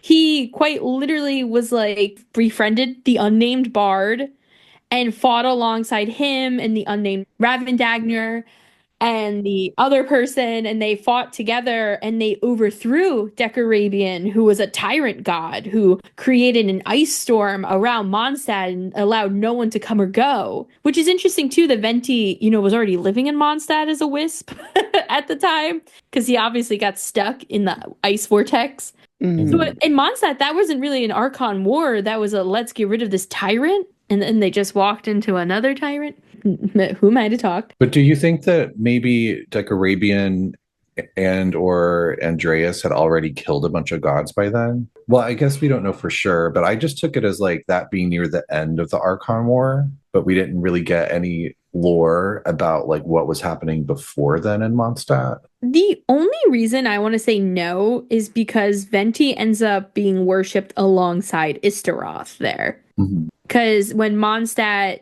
is reestablished in the new area during a time that is called the early aristocratic period of Mondstadt, the Lawrence clan, the Ummenlocker clan, and the Gunhilder clans come together. Lawrence clan is in charge. They build a beautiful Barbados statue and they worship Barbados and Istaroth together. And I think that if the Archon War was really happening over there, Venti wouldn't have ended up sharing with Istaroth. This is a perfect time to hear from Al one more time about our good old pal Istaroth. The thing that pisses me off the most about the timeline is Istaroth. When and where did they go? We know Istaroth kept in touch with the people of Inkonomia after it sank into, the deep dark, ocean blue with the Vishapishaps. But we also know after that happened, the Archon Wars began. When in the timeline did Istaroth stop having contact with Inkonomia? Was it during the Archon Wars? Was it before? Was it literally after the sinking? Because when you're down below, time ain't your friend there. Or was it as recent as 500 years ago? We don't know. Because I tried to piece together when, and it's like I wish I knew when certain events in Inkonomia happened. I mean, we get Urabashi, but Istaroth did stop talking with Inkonomia, and then Urabashi came, which would have been the Archon War. But would it have been right when it started? Because at that point, then the theory goes, did Istaroth split and become part of Venti, or is Venti and was just a will-o-wisp in the wind? And that's why Istaroth never contacted Inkonomia again, because Istaroth was then Venti, who was then in, doing his shtick. Oh my God, congrats on 100 episodes, guys. I'm so, so proud of you all. Tiff, you are amazing. I love you. Mwah, mwah. Bees, you are awesome. And I love your sarcasm and honestly everything that you have a hot take on, because honestly, same. Beans, I love you. You are such a mastermind with this. You're spearheading one of the best podcasts in the entire community. I can't believe it's already 100. It feels like only a few months ago this started. So amazing, amazing. There's so much more to come. I absolutely expect to be wowed even more in the next seasons. I love you guys. I love the fans. Miss you, love you. I'm so glad we get to all experience the beautiful lore that is Genshin Impact. Al's question about Istaroth is a really great point. As far as we know with Istaroth, they didn't really check in with Inkonomia after giving them the plans to create their son. Mhm. Like Istaroth kind of set them up for success and then left, even though it didn't really go the way Istaroth thought it would be. Right. We also know that during the Cataclysm, Istaroth shows up and helps Makoto, A's sister. And that's where we get this like 500-year tree seed thing. But before that, you have Istaroth being worshipped in Mondstadt, and we actually have the Thousand Winds Temple over in Mondstadt and near Star Snatch Cliff, and you have what I like to call the Thousand Winds Extension Site off the shore, which is an island you can fly to, not to be mistaken with the Spiral Abyss portal. So it would seem that Istaroth was really bouncing around. Which makes sense as a shade. They're kind of like, they have their toe dipped in all kinds of stuff. And I would personally say that up until the time that the primordial one went to bed, Istaroth kind of had to be careful, right? Like Big Brother is watching. Right. And so that's why I don't think Istaroth spends a lot of time in Enkanomiya. I think that's why Istaroth sets them up to succeed and leaves. Because they were kind of like secretly helping them, right? They were like, Right. Don't tell mom, but Yes. I'm here to help. And we saw that a little bit in Natland with Renova, Mm-hmm. when Capitano is like, guess what? Like, I got you. You either have to like break the rules or do what I want. Yeah. And Renova's like, well, shit. And with Istaroth too, if you go back to Enkanomiya, you mentioned, like, hush, hush, don't tell mom. They didn't even call Istaroth Istaroth. They called Istaroth Kairos. Kairos, right. So, they were, and I think it's even written that they're like, we have to keep their name secret Mhm. of Sun and Moon. So Istaroth, I think, is bouncing around. I don't know what Istaroth is doing in those in-between times, unfortunately. But I would like to believe that Istaroth is trying to help. Istaroth seems to be like good cop shade. Right. Yeah, I mean, it makes sense with them helping Enkanomiya, even if it was like to the point where they stole technology from the second who came and took it down there. That would be a big no-no. Oh, yeah. Now, to go back to, your question about Mondstadt, Brandon, where you asked if, like, you think Andreas and Decarabian killed a bunch of gods prior to, like, Venti and the rebellion against Decarabian, we don't know, to be completely honest. But there is no facts about it. So from the outside, it does look like they just kind of defaulted it to Venti. Because Andreas was like, yeah, I don't like people enough to be an Archon. Same.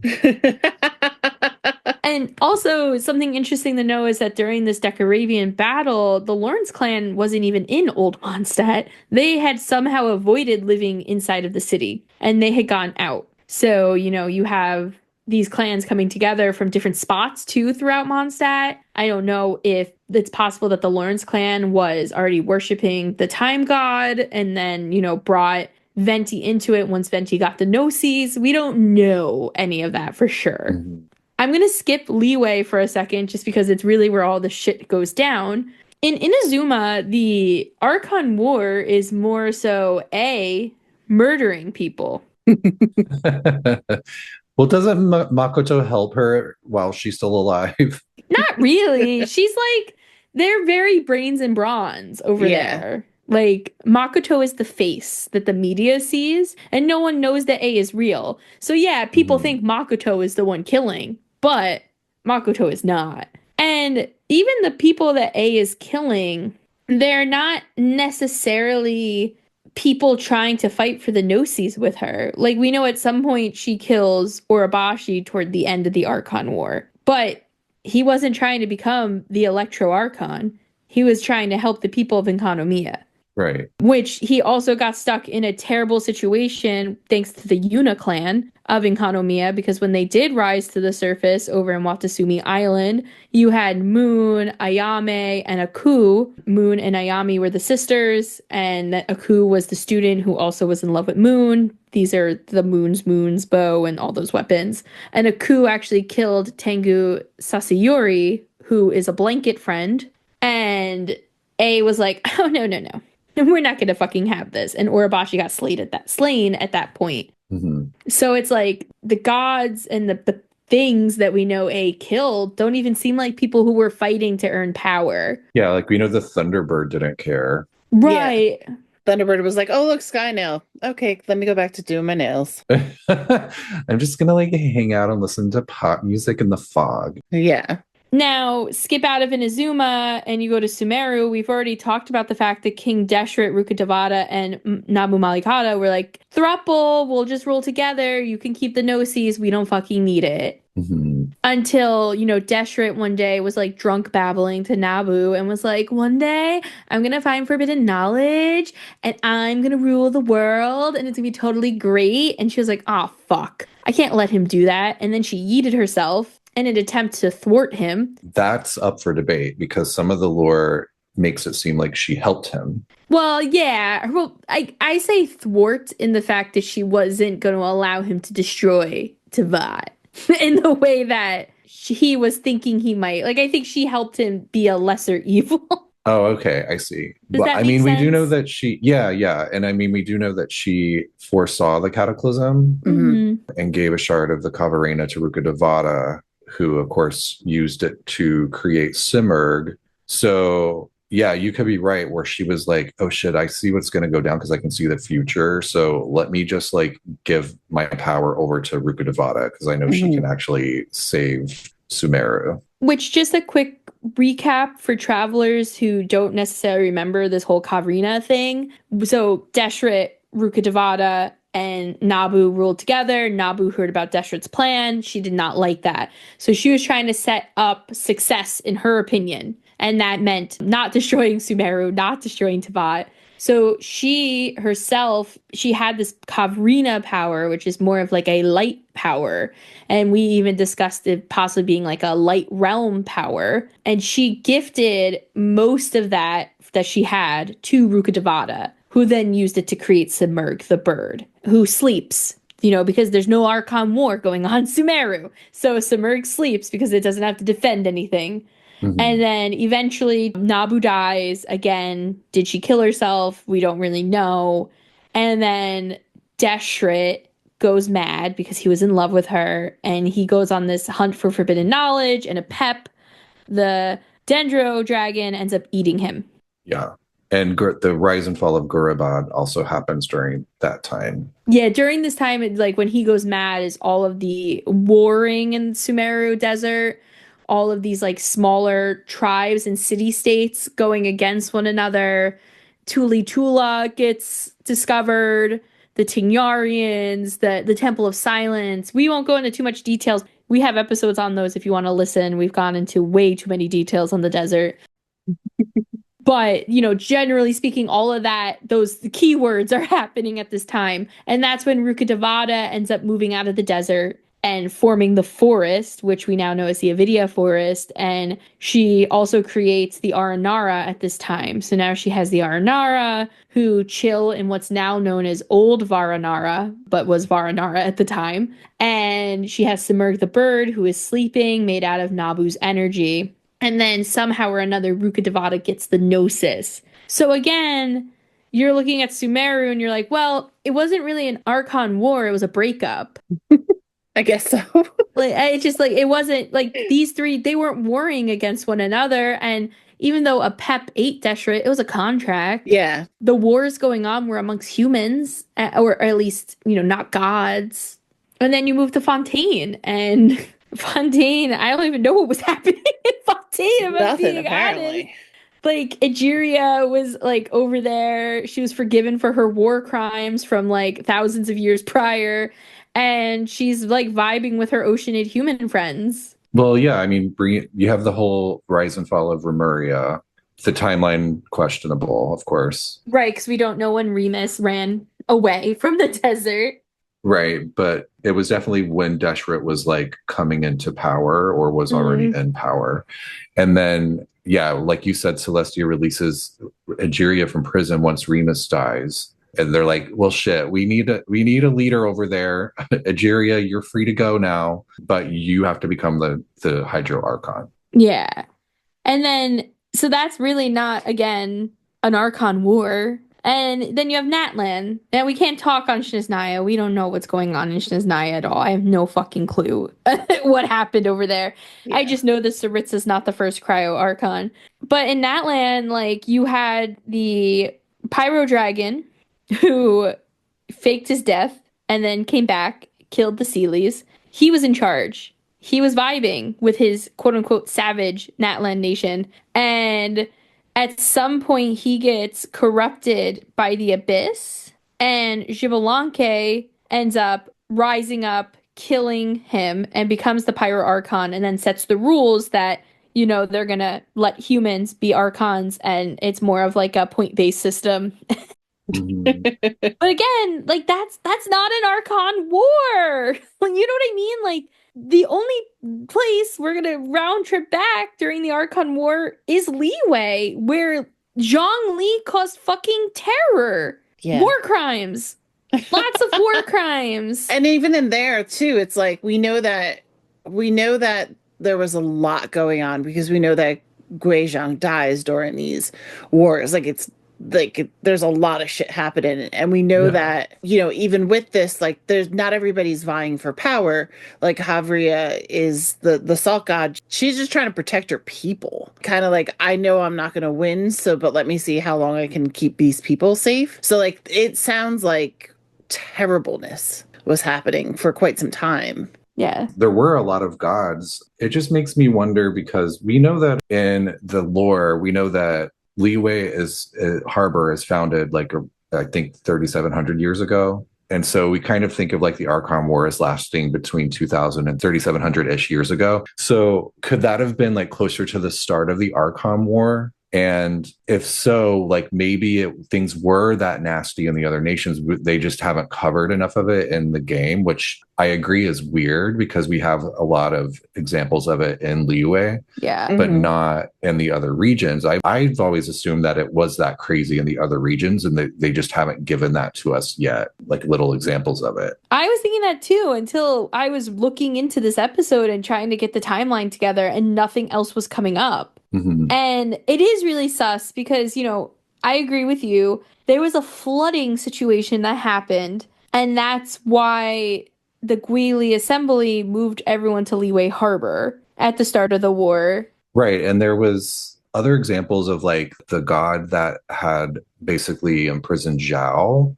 Like Zhongli saved him from that, and that which is how he became a Yaksha. And then you have him defeating Osial over in Guyun Stone Forest. Then you have, you know, Changsheng and Fujin battling that god over in Chenyu Vale. There was definitely like a lot of gods like fighting. You know, poor Havria had to like flee because the gods were like trying to play king in the mountain to the point where she's like, I gotta get out of here. And they went like underground, the salt people. Yeah. So I just took it as like maybe we just have more lore because Morax is so old.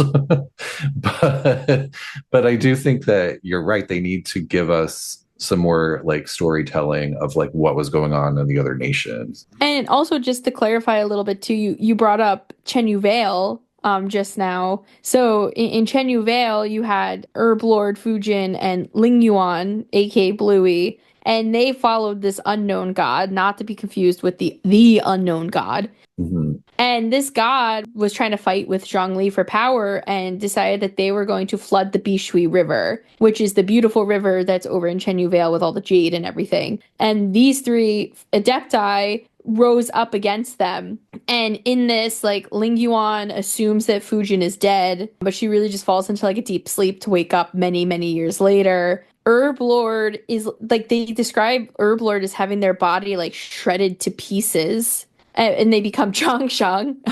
Little guobas. Yeah, little guobas. But they do defeat this god. During this time too, in Leeway, over at the chasm, you have that falling star, that chariot that created the chasm, being like, I don't want to fucking be here, and it goes back into the sky. Like the Archon War scared it. Well, it says that the locals helped repair it as well. Yes, that is the mountain people, right? Yeah. But you know, my theory is that it was the second who came.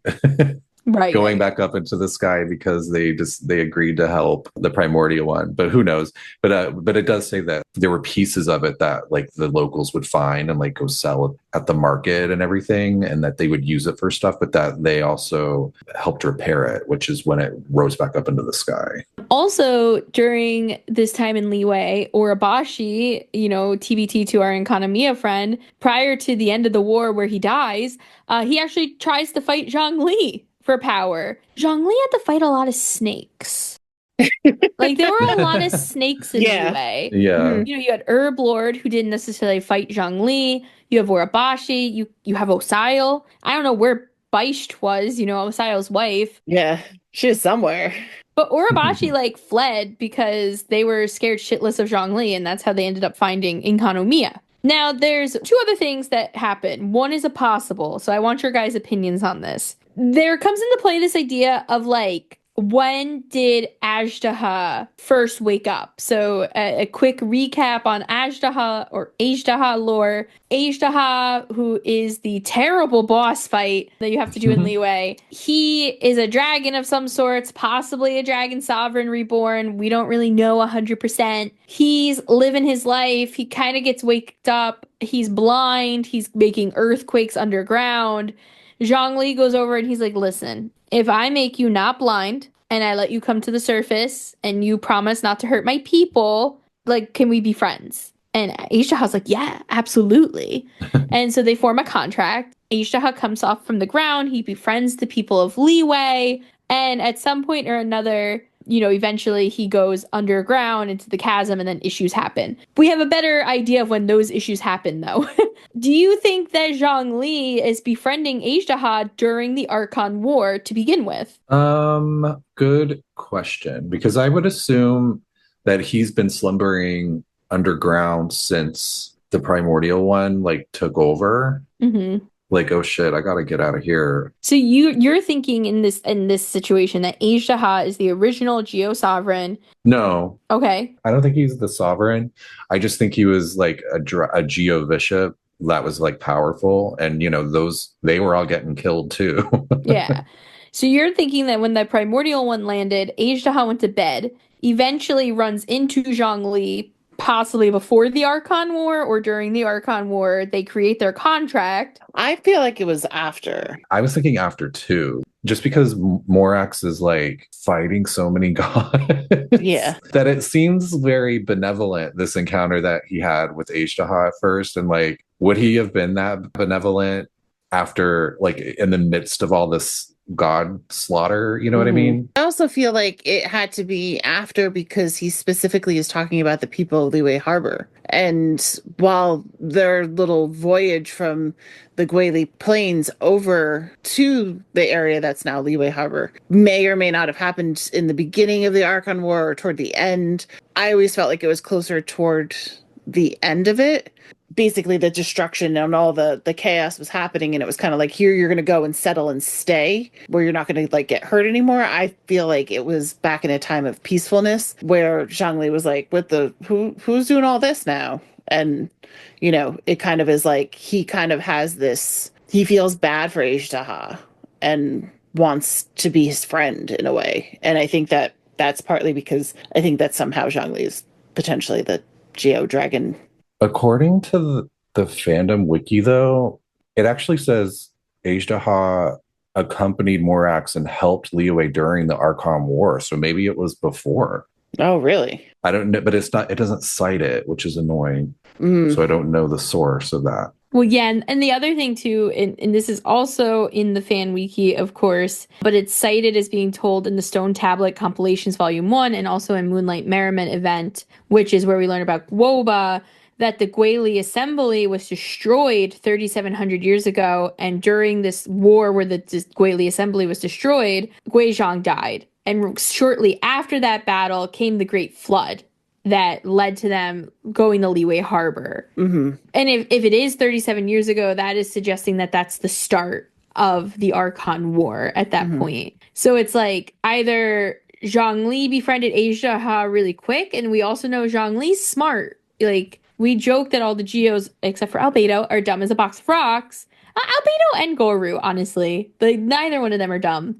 But is it possible that, Zhongli, for all we know, could have been trying to make contracts with these other gods who said no, maybe because they didn't trust him or something like that. And when he was able to get a contract with Ishtaha right away, maybe it just worked out. I don't know. But I was just curious where you guys kind of thought that fell into play. Because I also would think that Ishtaha definitely doesn't get locked away for good until after the Archon War is over, because miners in the chasm are what disturb him.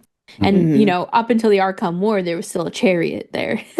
Right. I don't know. I was just curious. Also, there's one other really cool thing that it happened too. I guess too, Brandon mentioned that the Yakshas are formed. And so they are people who basically get saved from slavery. They are like, they're not gods, but they're not adeptal beasts. So when they're Yakshas, and Zhongli makes contracts with all of them, and they're kind of put on cleanup duty. So I guess as Zhongli starts to realize that he's going to win, he's like, all right, I need you guys to help because there are demons that are being spawned because of these remains, because of this Archon residue. And I need your guys' help. And we know a lot about that because of the karmatic debt that Zhao discusses with us. That's why he's afraid to go near people. But also during the Archon War, you have the founding of the Wangchang Funeral Parlor, which is Hu Tao's family's business. And the Wangchang Funeral Parlor was actually founded as a way to purify these souls that were killed during the Archon War. So, you have Hu Tao's great ancestors kind of working alongside Zhao and the Yakshas to cleanse the air in Liyue Harbor and make it better. Which is also one of the reasons why Zhao is always so iffy with the lantern rite and stuff like that, because when all of the miasma is kind of like disturbed and brought up to the surface and he has to do his little thingy. And he's like, I'm just trying to eat my tofu dreams, y'all. Leave me alone. And the Yaksha are, while they're not adepti, they are illuminated beasts, which is that whole thing of whether or not they're in the same demigods or... It's very confusing. Yeah. Also, during this time, we have Conria, and they're doing all kinds of things that we have no knowledge of. We know they're causing some shit down there. They're pissing people off. We know that they had a Crimson Moon dynasty that was eventually replaced by the Eclipse dynasty, and that the House of the Hearth was founded, and that someone named Perrin Harry, who was an orphan, became a mighty warrior. Orphan alert! Orphan alert! Yeah, so between what is this, a 1700 year time period? A lot of shit is happening. Yeah. You have Venti waking up finally. Well, no, he doesn't. This is the Archon War. He doesn't wake up. Oh yeah. No, sorry, I'm jumping the gun. That's damn. You're like, he slept through the whole Archon War. He was like, they're like, you can become a god. And he's like, all right, good night. See you later. Which does seem Venti-ish, honestly. That would be in the next little mini era, the next in-between time, which was like pre-cataclysm through 2000 years, right? Yeah, which starts with the early aristocratic period of Mondstadt. At least in Mondstadt. I'm not saying that that's everywhere. Not everywhere had an early aristocratic period, but Mondstadt did, and that's when the Lawrence clan takes over, and shit does eventually go downhill with the Lawrence clan. So it starts off good, goes bad. Mm-hmm. And that's when Venti wakes up from his little nap that he's taken after the Archon War, helps Vanessa save Mondstadt from the Lawrence clan. Vanessa comes into power. She creates the Knights of Favonius. And then that continues on and until we get our fun little cast of characters, Arundhalen, Rostam, and Rosaline, aka Senora. But meanwhile, outside of Mondstadt, in between the time of the Archon War and the Cataclysm, you also have some interesting stuff going on in Inazuma, where we have the tribe that Rue lives in now having their issues. And Rue decides to sacrifice himself to the Thunderbird. And the Thunderbird is not happy, kills everyone. And then A hears about all this and a few years later kills the Thunderbird for being an obstacle to progress because shit's crazy. And they actually seal the Thunderbird's power at the Asazi Shrine. And there it just festers and it becomes like and evil. And we have to deal with that later as the Traveler. And the Asazi Shrine is actually named after a woman who's Asazi, and she's a shrine maiden. And she actually learned from the Tengu fellow that we mentioned earlier, who died at the end of the Archon War because of Oribashi's friends. So I just thought that was fun, like little fact. And then outside of Mondstadt as well, at this point, Murata becomes the Pyro Archon. We don't know much about her except that she was Vanessa's god and that Vanessa's people were sent away.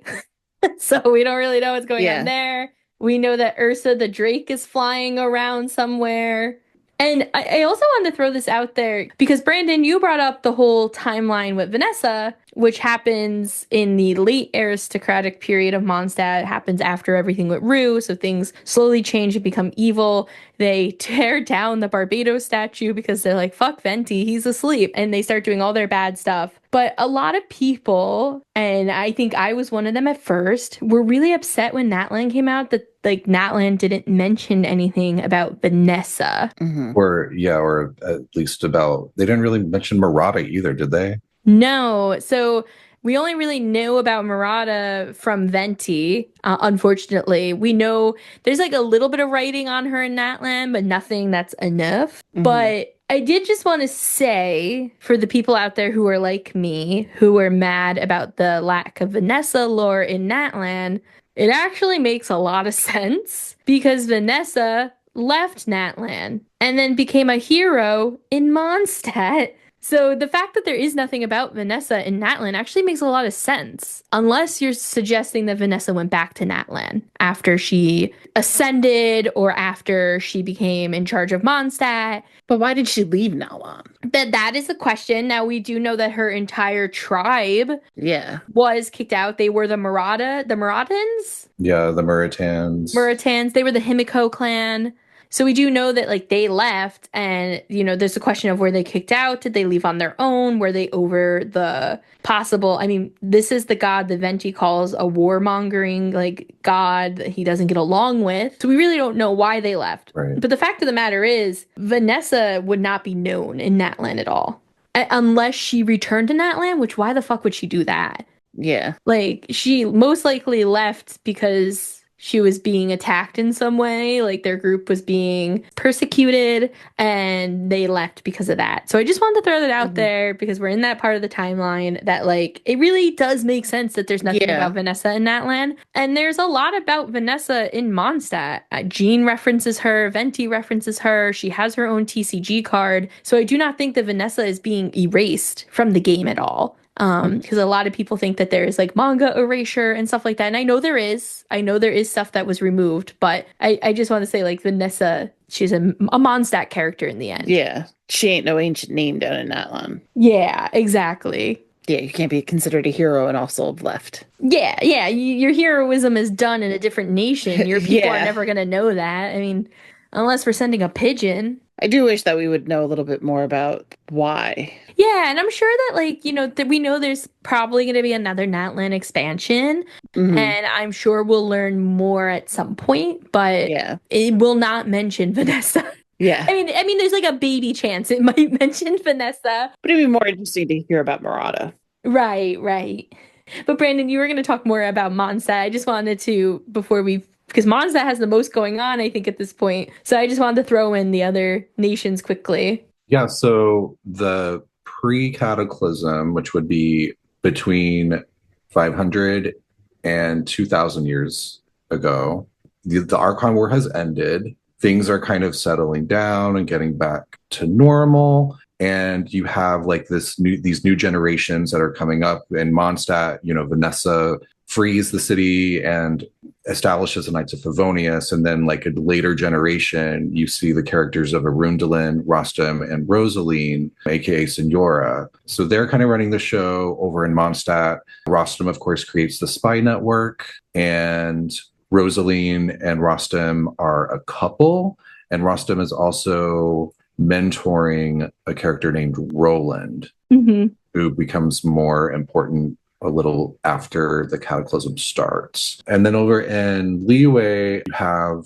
the Yakshas who have all just slowly gone insane and died, except for Zhao and Bozacius. And then in Fontaine, you have Renee and Jacob are sent to the Narcissenkreuz Institute orphanage, where they meet Elaine and Marianne. That's always a fun time. And then as you get closer and closer to the cataclysm, at some point, we also know that the Traveler and our sibling are into that, have crash landed, if you will. And our sibling is awake and they arrive in Conria before we wake up. Before we wake up, and we're put into a cube, as we see in that stasis, that hypostasis that the Heavenly Principles puts us in. Well, once the cataclysm starts, yeah. Sweet. So you think that we were walking around before we were put in that thing? Yeah, because I think what happens is we land and then our sibling wakes up. They are like running around, hanging out in Conria, meeting people while we're still asleep.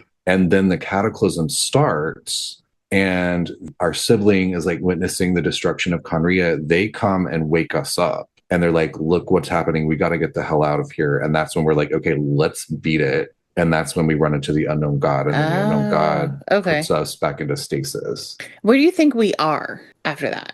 Like, where is our little cube?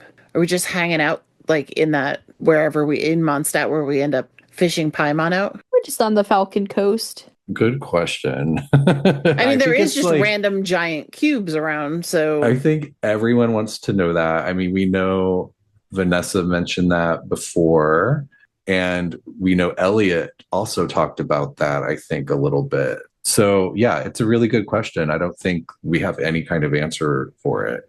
Do you know that when we first went to Fontaine, there is an area that looks like it should have a hypostasis in it? And there's not. It's like an empty one. Mm-hmm. I'm like, where are we sitting in one of those things? And it's funny too, though, because like the cubes in my head, and I could be making this all up, and I'm gonna be totally honest with that. But the cubes in my head have always been related back to like experiments somehow. And I always thought it was interesting because, like you said, Fontaine's is missing. And you would assume that Fontaine would be the Hydro. And if you go to Inazuma, the Hydro Cube is literally hidden in a fucking cave in Watasumi Island. So it's like, how did it end up over there? You also have the Pyro Cube in Inazuma, but not the Electric Cube. No, that's... Right. So in Mondstadt, you have Anemo and Electro. In Liyue, you have Geo. In Sumeru, you have Dendro. Fontaine, you have nothing. And then in Natlan, you have nothing. So there's a lot of questions about like, why are they moved? Why aren't they necessarily with their nation? And the archives tell you like a little bit about them, which is also sus. Beth, the Anemo hypostasis, even says that these are elemental hypostasises. They are life forms which have abandoned their former appearance and biological structure. And therefore, they're able to reach the highest level of elemental purity. And it says there is research into them being done by the scholars of Sumeru. But because they're highly dangerous, there's not a lot that they can do in the name of science. So, which is also fun that Mondstadt name dropped the academia right away. But I always love that stuff. So I don't know. It's a great question, Tiff. Yeah. It's also like, were we actually in cubes? Were we in eggs? Were we just like in a bubble? Maybe and I know this is a theory that's been floated around before, but maybe they're dragons. Oh, interesting. Maybe it's related to what like the forbidden knowledge that Nibelung brought back. Like maybe they're dragons that are like, I'm going to like bypass the human realm and like channel like real raw elemental power. And it turned them into those things. There's a part of me that just thinks it's all fake, that we never had a sibling, and this is their way of like getting us to like rewalk the path that we already walked and try to do it the right way.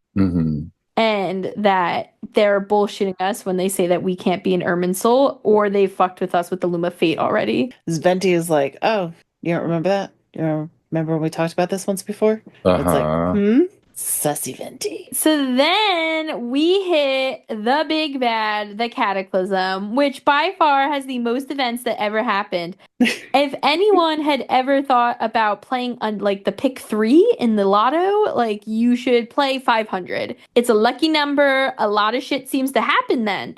Mhm. And it's definitely the number of Teyvat, which is an unfortunate number Yeah. to have. That reminds me of something I didn't mention earlier, which is I want to say it's in Before Sun and Moon, but it's called The Parable of the Tree. Mm. And in it, it's a story told about a spirit tree that was cut down, but then replanted.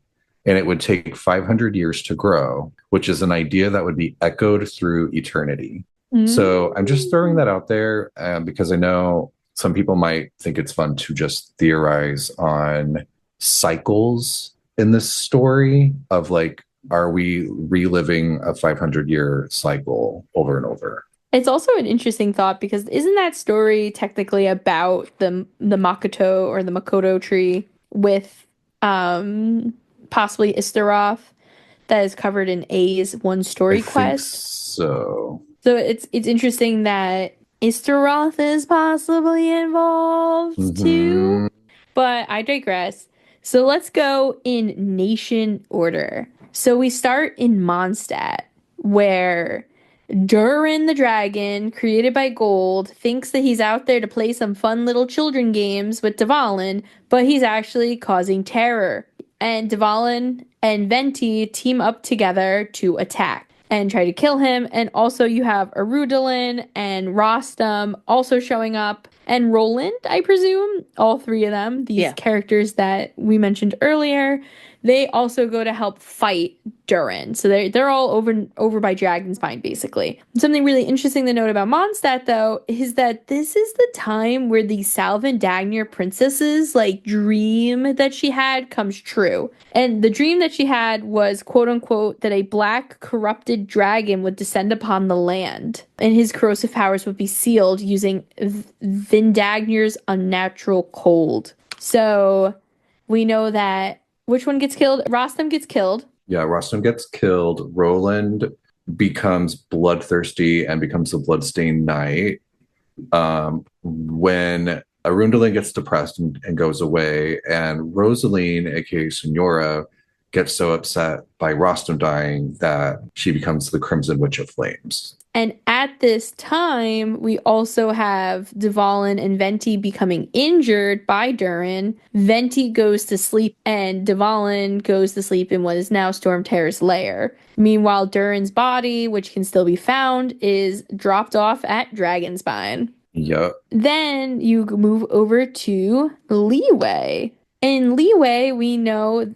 so this is a weird thing that I really didn't know about. In Leeway, they said that an iron meteor struck the chasm, and that's what ends up unleashing abyssal monsters out of the chasm. Now, I don't know what an iron meteor is. I've never seen that over there. Yeah, that is odd. I hadn't heard that either. And I'm assuming, I mean, does that just mean the primordial one or some celestial god was sending down monsters? I even wondered if maybe the chasm got sky-nailed at this point, and maybe this is the one area where the sky-nail didn't originally fall. It's a double sky nail? No, I'm saying that like the chasm never got sky-nailed in the first place. Oh. Because if you think about it, when the sky nails fell, the sun chariot may have already been there, crashed. Not 100% sure on that. Right. But it's possible.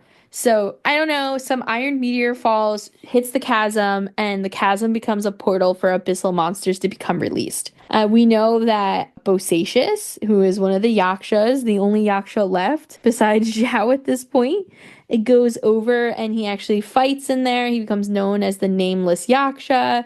He fights alongside Yelan's ancestors, and because of him, a lot of lives are saved. Mm-hmm. But not his. But not his.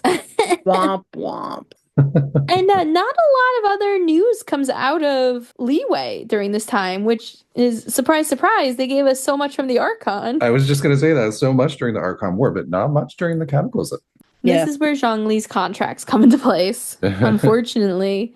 Then you move over to Inazuma, where they also were having a ton of monsters attacking, and A was on the front lines of that when there was a call for the Archons to go to Conria.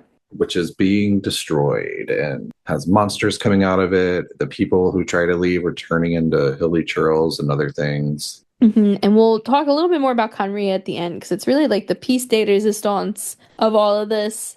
But, Venti, we're assuming, didn't go to the call because he was injured. Zhongli, unknown, assumed yes. And we know Makoto goes alone without A. And Makoto dies.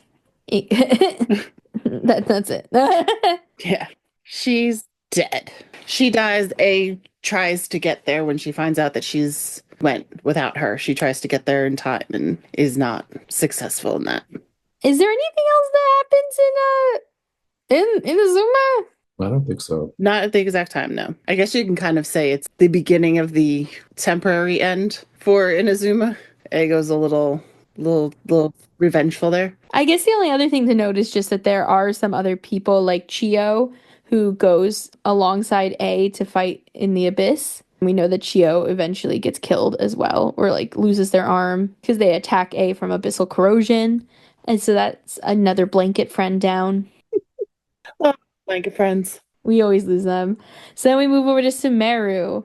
And Sumeru, man, they got a lot. Maybe Conria isn't the piece de resistance. Maybe it's Sumeru. Yeah. Well, basically, because while we know what was coming out of Conria, we don't necessarily know what was happening inside of Conria. Right. So I guess, Brandon, why don't you talk a little bit about Conria now? Otherwise, I feel like the Sumeru stuff's not going to make any fucking sense.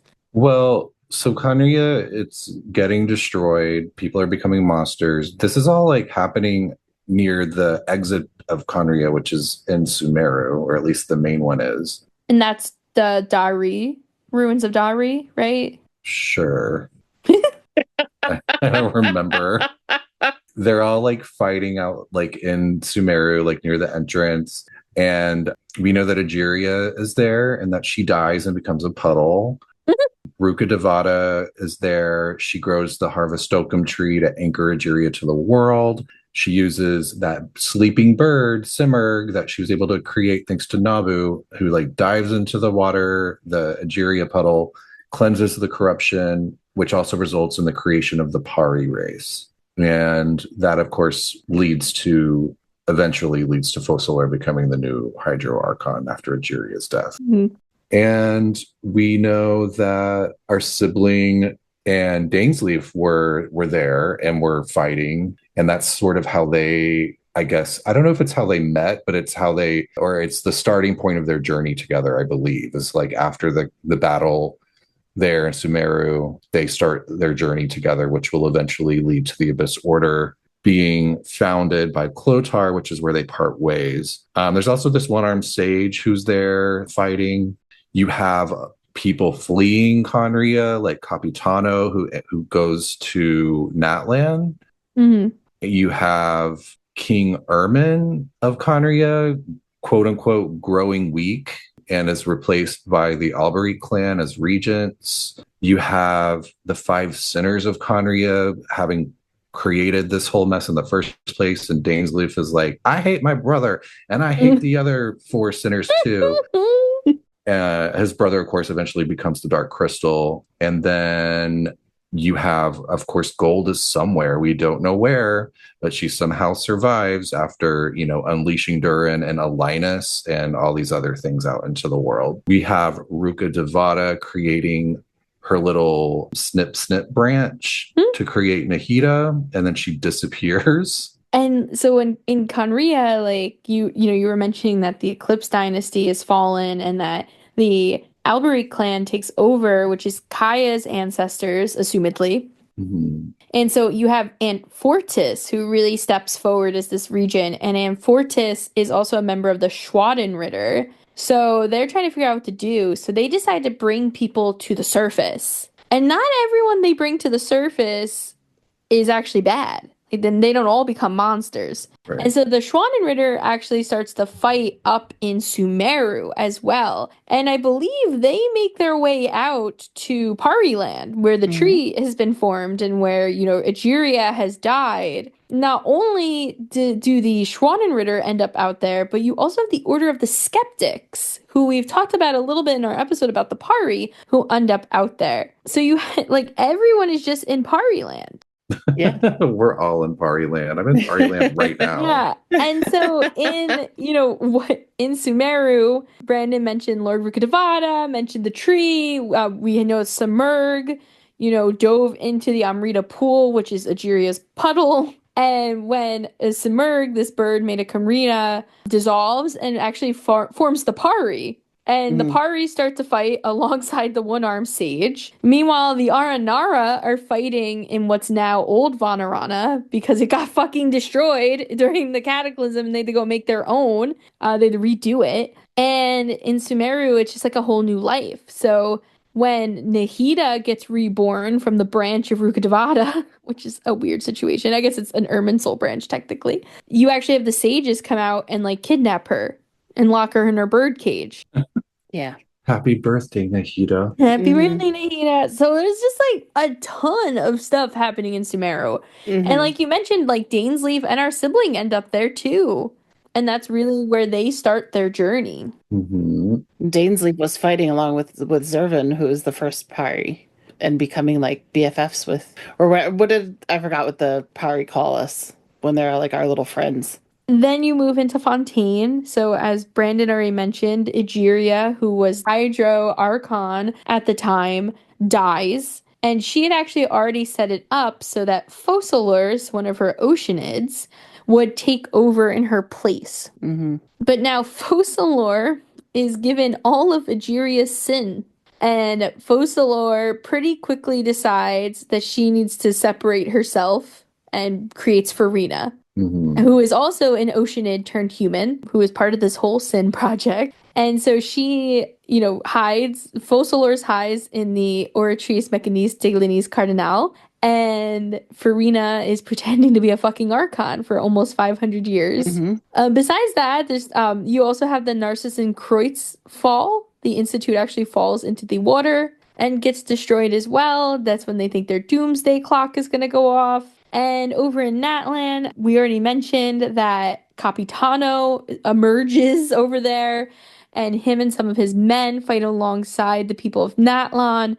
And this is also when Moika and her friends, who are the current heroes of Natlan, decide that she needs to be sent into the future, and she goes into the flames. And we really don't know what the fuck is going on up in Snezhnaya. We assume something happens because the Tsaritsa has a broken heart, basically, and has lost all of her love. Yeah. It was a very busy day. Yeah, it was a lot going on. And that was all in a day.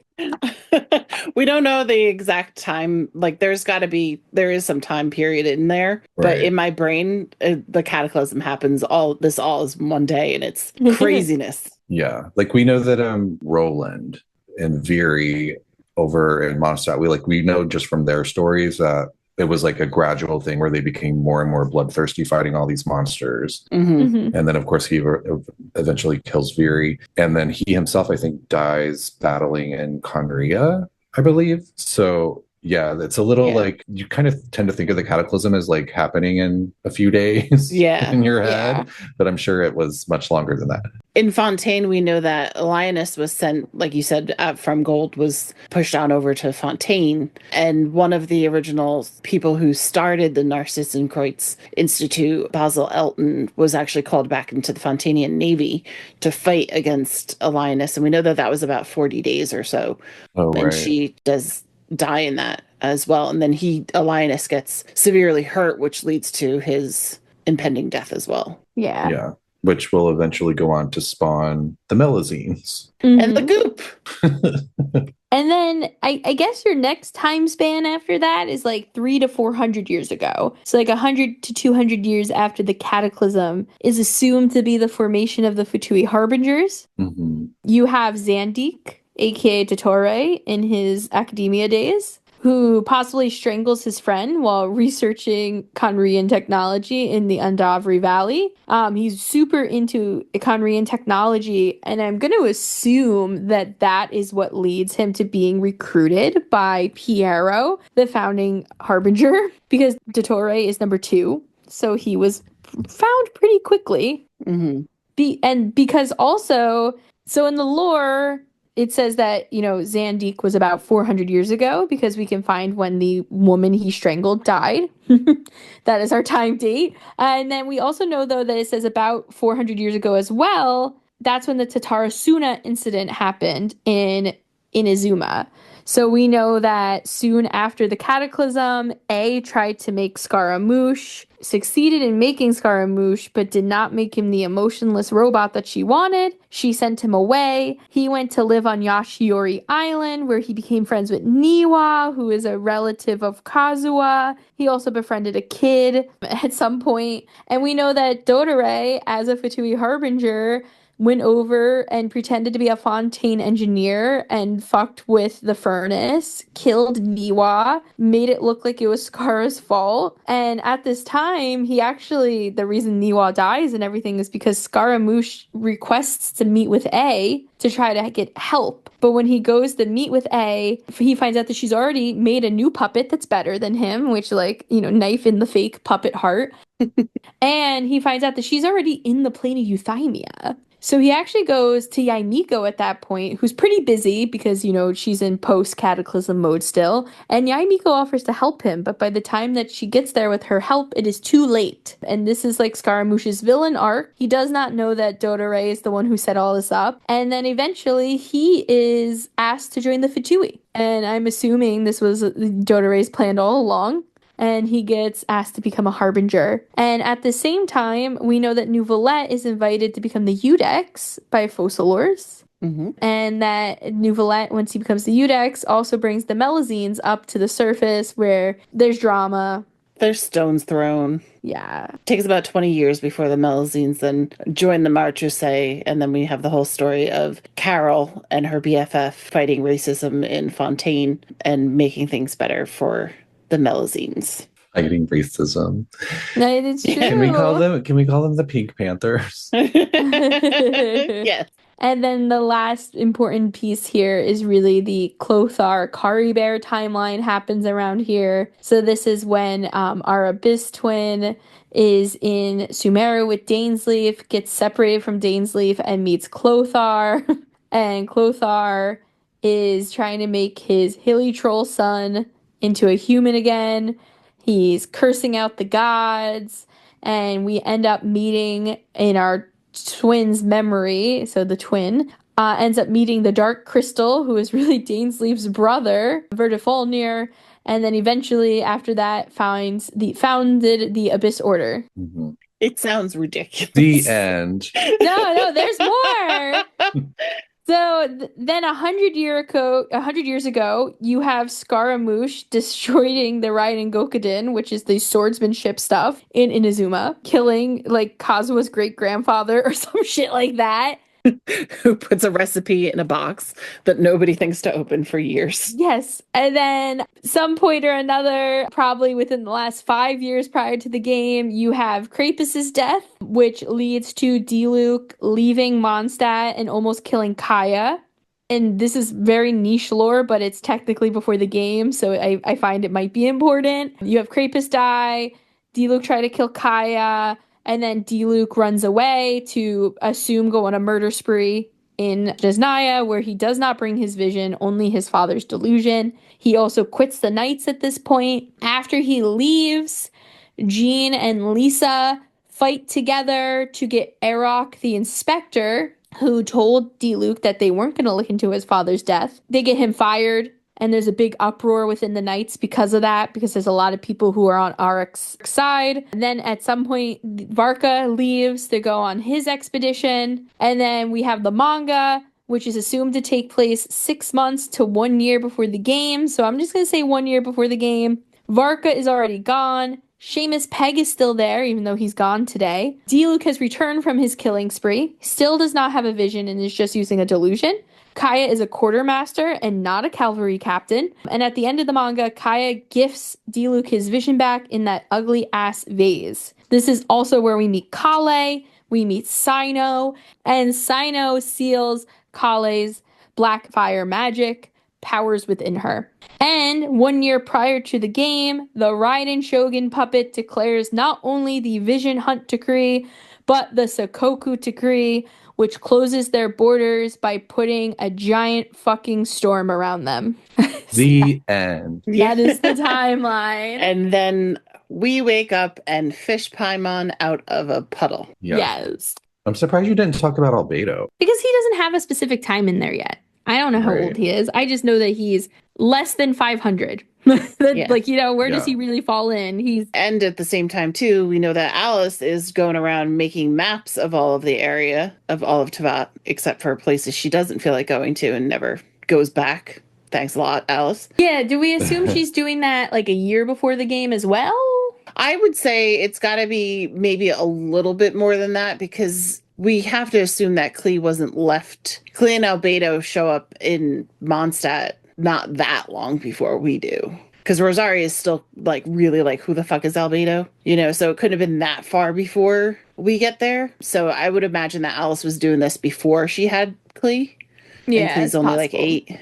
So, well, depending on her. Yeah, if she's a normal, if she's a normal person. Which her mom is not. At this whole time, too, we have the Hexen Circle that we don't know. We know that Alice started the Hexen Circle. We don't know when. Yeah, when we talked about gold, I think, Brandon, you had suggested that it's possible that the Hexen Circle was around way before the 5 sinners. Mm-hmm. Which we know they didn't become the sinners until the Cataclysm, but, you know, they were around a little bit before then. Imagine that Klee is actually 500 years old. Stop it. I mean, it could be possible. She's actually older than Albedo. Yeah. She's like, you're my big brother. And he's like, well, about that. I mean, it's possible. Look at Nahida. Yeah. But Nahida, at least... Well, Nahida has a child voice, at least is more mature in thought. Yeah. Klee is a baby. Yeah. Nahida we can look at as she got a Guobanism done to her. Yeah.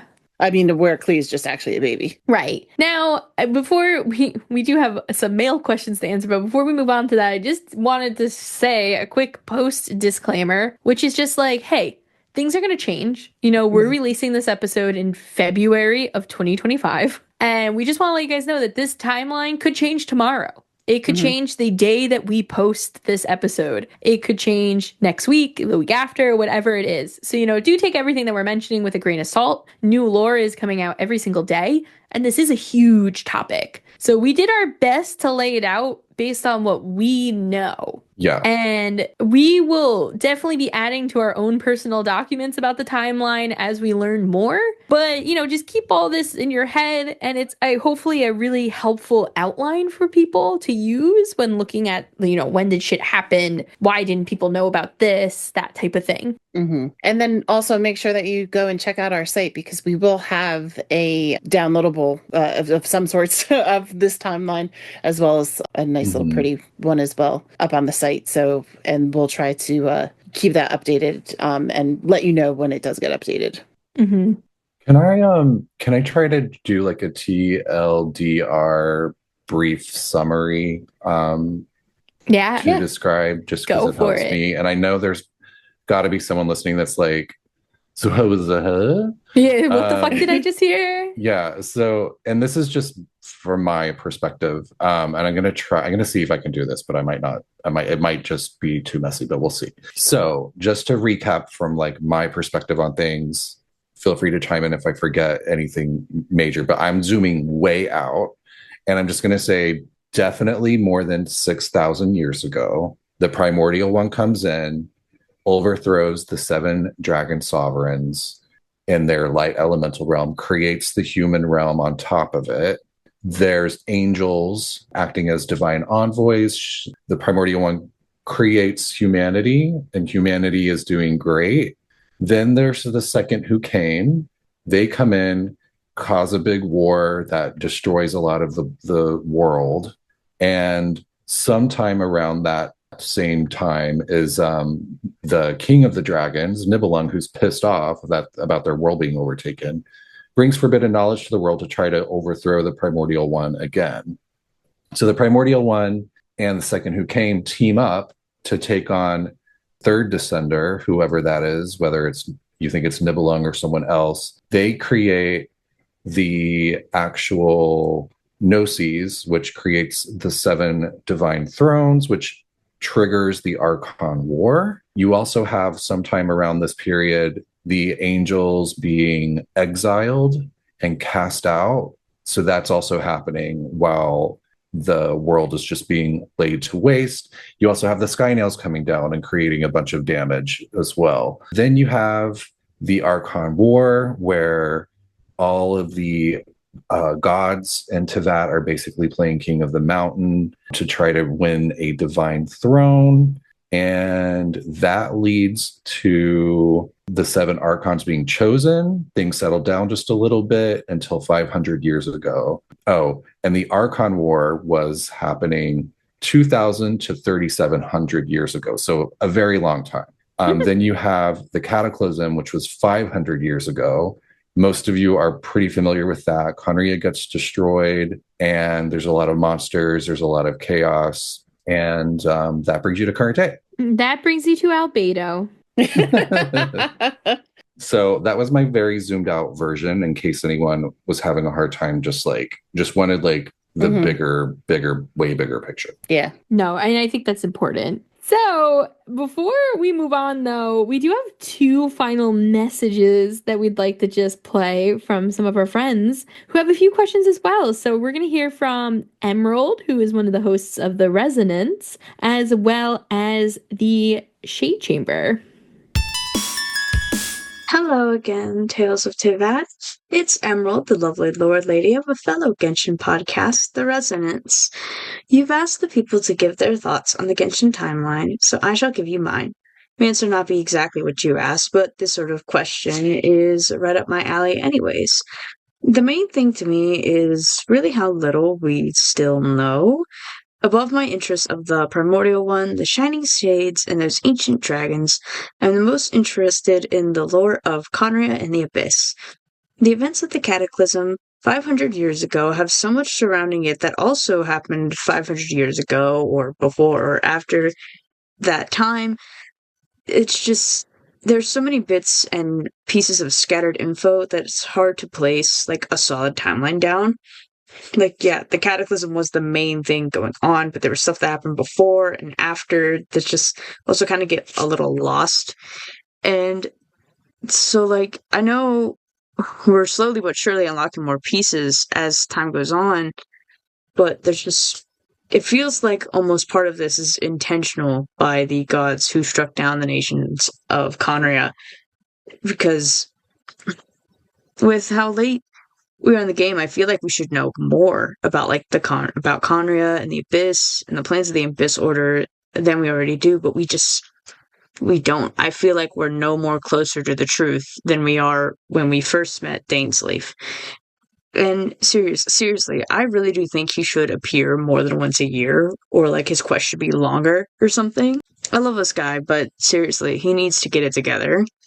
And also, speaking of all this lost information, to me, one of the most frustrating ways that Hoyo presents such deep lore is in limited time events. And me, personally, I don't mind the long unvoiced world quests, as tedious as they can be, and I love, like, the lore books. They can just be fascinating to read through, especially if you know what you're looking for. While both are, honestly, completely optional, they are great ways to learn more about the lore of this world. But it's such, like, all the important stuff from limited time events being just basically lost, and you would just have to find clips of them on YouTube or people using them in their theories to try and understand what the heck did you miss.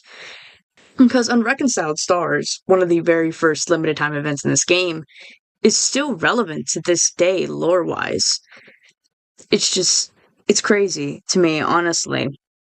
And, like, these event stories can often be so good, but people just miss out on them. People could unfortunately miss out on them and the hints that they give to us to come. Like, we're coming up on another Inazuma event, and in, like, the last Inazuma event, we got this hint about this war that's supposed to be coming.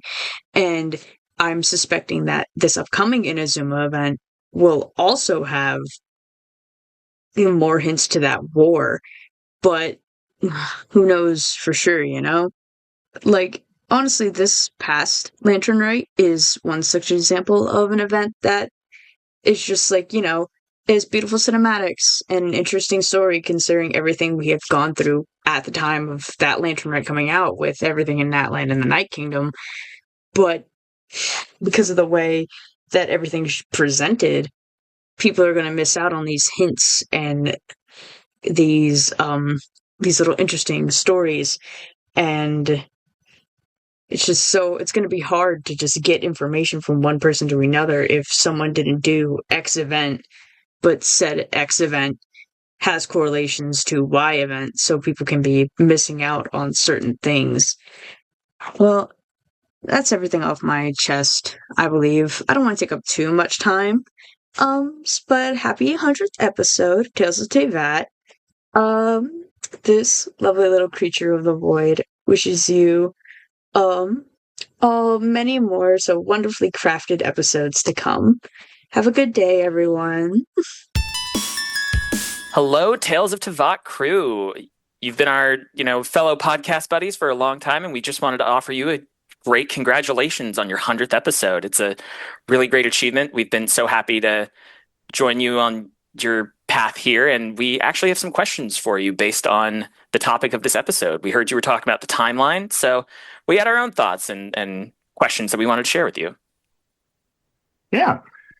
So we have a hunch that the Loom of Fate, we've seen the Loom of Fate rewrite memories of historical events. So we kind of had two questions about that for you guys. The first being, what do you guys think are the canon events that are so important as to not be able to be rewritten at all? And so the next question is the opposite of our first one. What are the malleable events? What are the things that can be changed, possibly be rewritten by the Loom of Fate, possibly be opened up for future storylines and things like that? Actually, yeah, here's one. Do you think this guy's always been fake, or has there been a time when it wasn't? We're now going to turn off the translation filter for you so we can offer our heartfelt congratulations in our native Hilichurlian.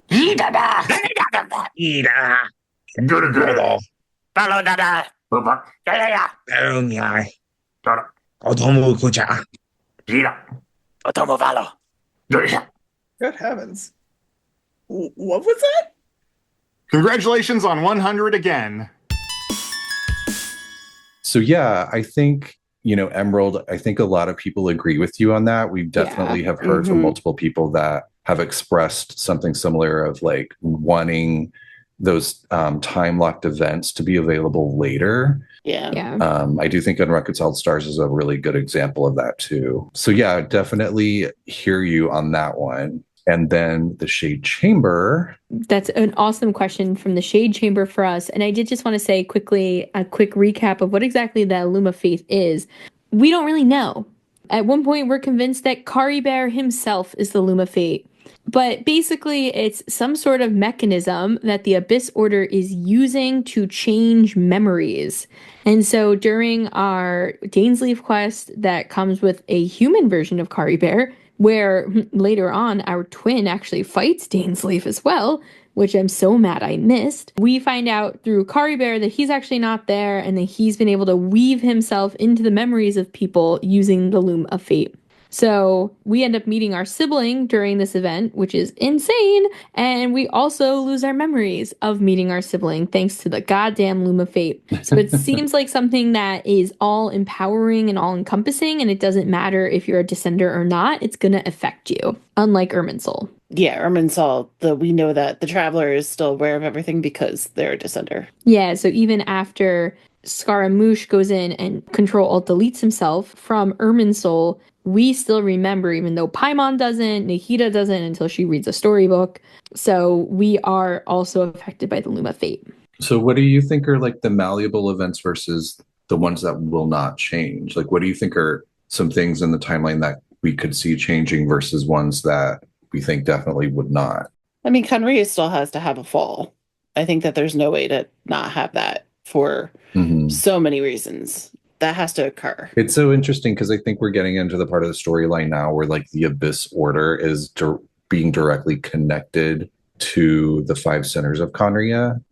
So it's interesting. Do you think they're going to unsinnerize themselves? No, I'm thinking like, well, I don't know. I do think that like the five sinners have to exist. Well, I guess what I'm saying is I think the Abyss Order has to be set in stone. Like that has to be created, because if it's not, then there is no Loom of Fate. Yeah, they just Control-Alt-Delete themselves. But here's the thing, right? Because this is changing memories and it's not changing any facts, you know, it's just changing what you think happened. So you might think that the cataclysm happened. The cataclysm happened, but you might think that the cataclysm happened to be a meteor shower. These canon events are still going to happen and they're still going to lead to what occurs today. We're just not going to think it's that. I see what you're saying. And the same thing honestly goes for Irminsul. When we look at Scaramouche Control-Alt-Deleting himself, the Raiden Gokuden sword drama still happens, but when you talk to Kazuha, because our fear is that Kazuha is not alive, and that he's like, we freak out and go to Inazuma, and Kazuha tells you like a different story of what happened, but it still happened. It was just a different person that killed his great whatever. So I personally think that nothing is sacred. I think everything is up for risk here. And that's what's really scary to me as a player. I don't know what's real at this point. I don't know what to trust. And it's not necessarily because I find the Traveler to be an unreliable narrator, which I did at first because it seemed like they were keeping stuff from us. But my fear is now that my Traveler doesn't even know if they're a reliable narrator. Right. That's a good point. Well, thank you, Shade Chamber, for sending us that message. Thank you, everyone who sent us a message about the timeline. We hope we were able to answer some of them. I know, Vanessa and Elliot, we do not have an answer for how long we were on that damn beach with Paimon before the game started. I mean, I think it tells you like how long they're on the beach, but we don't know exactly what happened in between the cutscene of the unknown god and being on that beach. Yeah. And, I do think it's a fair point to say it is a timey-wimey mess, and there's still a lot that we don't know. And hopefully we will be learning more soon, especially if we get to Snezhnaya and or Conria and or Celestia. Yeah, which who knows if that's going to happen either. Right. Honestly, I just see everything burning to the ground before I can get there at this rate. Or my memories are going to be changed and Celestia is not going to even be there. I don't fucking know. They're going to put it behind the eggshell sky. Yeah. I also really like Melty's idea of having like a scroll or something in the Imaginarium Theater that is like a timeline that gets updated as you finish quests or read books or whatever in the game. That could be a really fun like visual companion. That made me think of the two Fatui that we have sitting over in Mondstadt, where their little dialogue changes depending on where you're at too. Oh, I hate those guys. Yeah. They're so annoying because I always talk to them by accident. Ludmila and Mikhail. Although Ludmila, I would love to have her hair. If she wants to trade, where's the wig for that? That being said, however, Kirara is not happy. Well, guess what, Kirara? You're about to have to save up our mail until next season. So I think that's why she's unhappy. She's like, this mailbag is already overflowing. I gotta get a box. It's you guys are literally putting me out of business for a little bit, aren't you? And I'm I'm really sorry. JK, I'm not sorry at all. But that being said, we do have quite a few messages because we are trying to wrap up a little bit of our mail so that we don't have too big of a pile up. So we have a few messages, and our first message actually comes from the one and only Melty, who we heard from earlier. And they asked, are there any characters that you've covered in episodes in the early days of the podcast that you would either want to make a part 2 episode about, or you found out something that completely remakes the episode for that character? Absolutely. You think that you have one that you would remake? I wouldn't remake one necessarily, but I do think there are going to be some that need sequels. Yeah, I think Conria and the Cataclysm. Well, those aren't characters. Oh, they're not characters, but they're episodes. They are episodes. I think Hu Tao needs one. Hu Tao, yeah. I mean, we literally just released Hu Tao and I already have updates. What the Yeah. fuck? She had a very big moment in Lantern Wraith. I would update Kaya's personally. And I think I would also update Scaramouche's. I mean, we did Scaramouche in season 1. Yeah. And I will say we got lucky because Scaramouche had Control Alt deleted himself at that point. And then we were able to cover his mini Durin adventure a little bit in the our summertime episode. So it was lucky that we got to do that episode. But yeah. And I also would 100% redo Kaya's because Kaya was our first lore episode. Like, episode 1 was us introducing ourselves, but episode 2 was Kaya. And I didn't know about the Schwanenritter. I didn't know about Amfortis. We didn't know about Clothar at that point. We didn't know how to say his last name either. Yeah, well, I'm still not saying it that way, so they better get over it. But Melty, I think that's an awesome question. Thank you so much. Thank you. Thanks, Melty. Our next question comes from Kimiko, and they said, as we know, Genshin likes to give characters all kinds of occupations. What jobs would you like to see in the future? More therapists. I think we need a social worker. Yeah, that's a good one. Like someone to place all these orphans in homes. I'd like to see more of the titles within the Knights and within the Feiyun Commerce Guild. I feel like the guild is a little bit of like mystery, and I'd like to meet people who are like liaisons or who are in charge of like the weaponry. Like, in Mondstadt we have all these captains, but like who's beneath them? We know that Kaya at one point was a quartermaster. Well, who's the quartermaster now? Like, I would like some more like governmental roles. I feel like we just always meet the head honchos and that's it. I would like some more STEM jobs. Like I want mathematicians, engineers, biologists. For sure. I think that's a great one. Thank you, Kimiko, for your answer. Kimiko. Our next question comes from Azira, and they said, was it ever established what the little Pari-esque things are floating around Arlecchino before you start the weekly fight with her? Is it safe to assume that those are the spirits or ghosts of the children from when Crucibina ran the House of the Hearth? If they aren't, what the heck are they? That is a really good question. I noticed those the other day because I had to fight the knave for an ascension material and remember asking myself the same thing, like, what are those like fake Pari floating around? Like, what is that?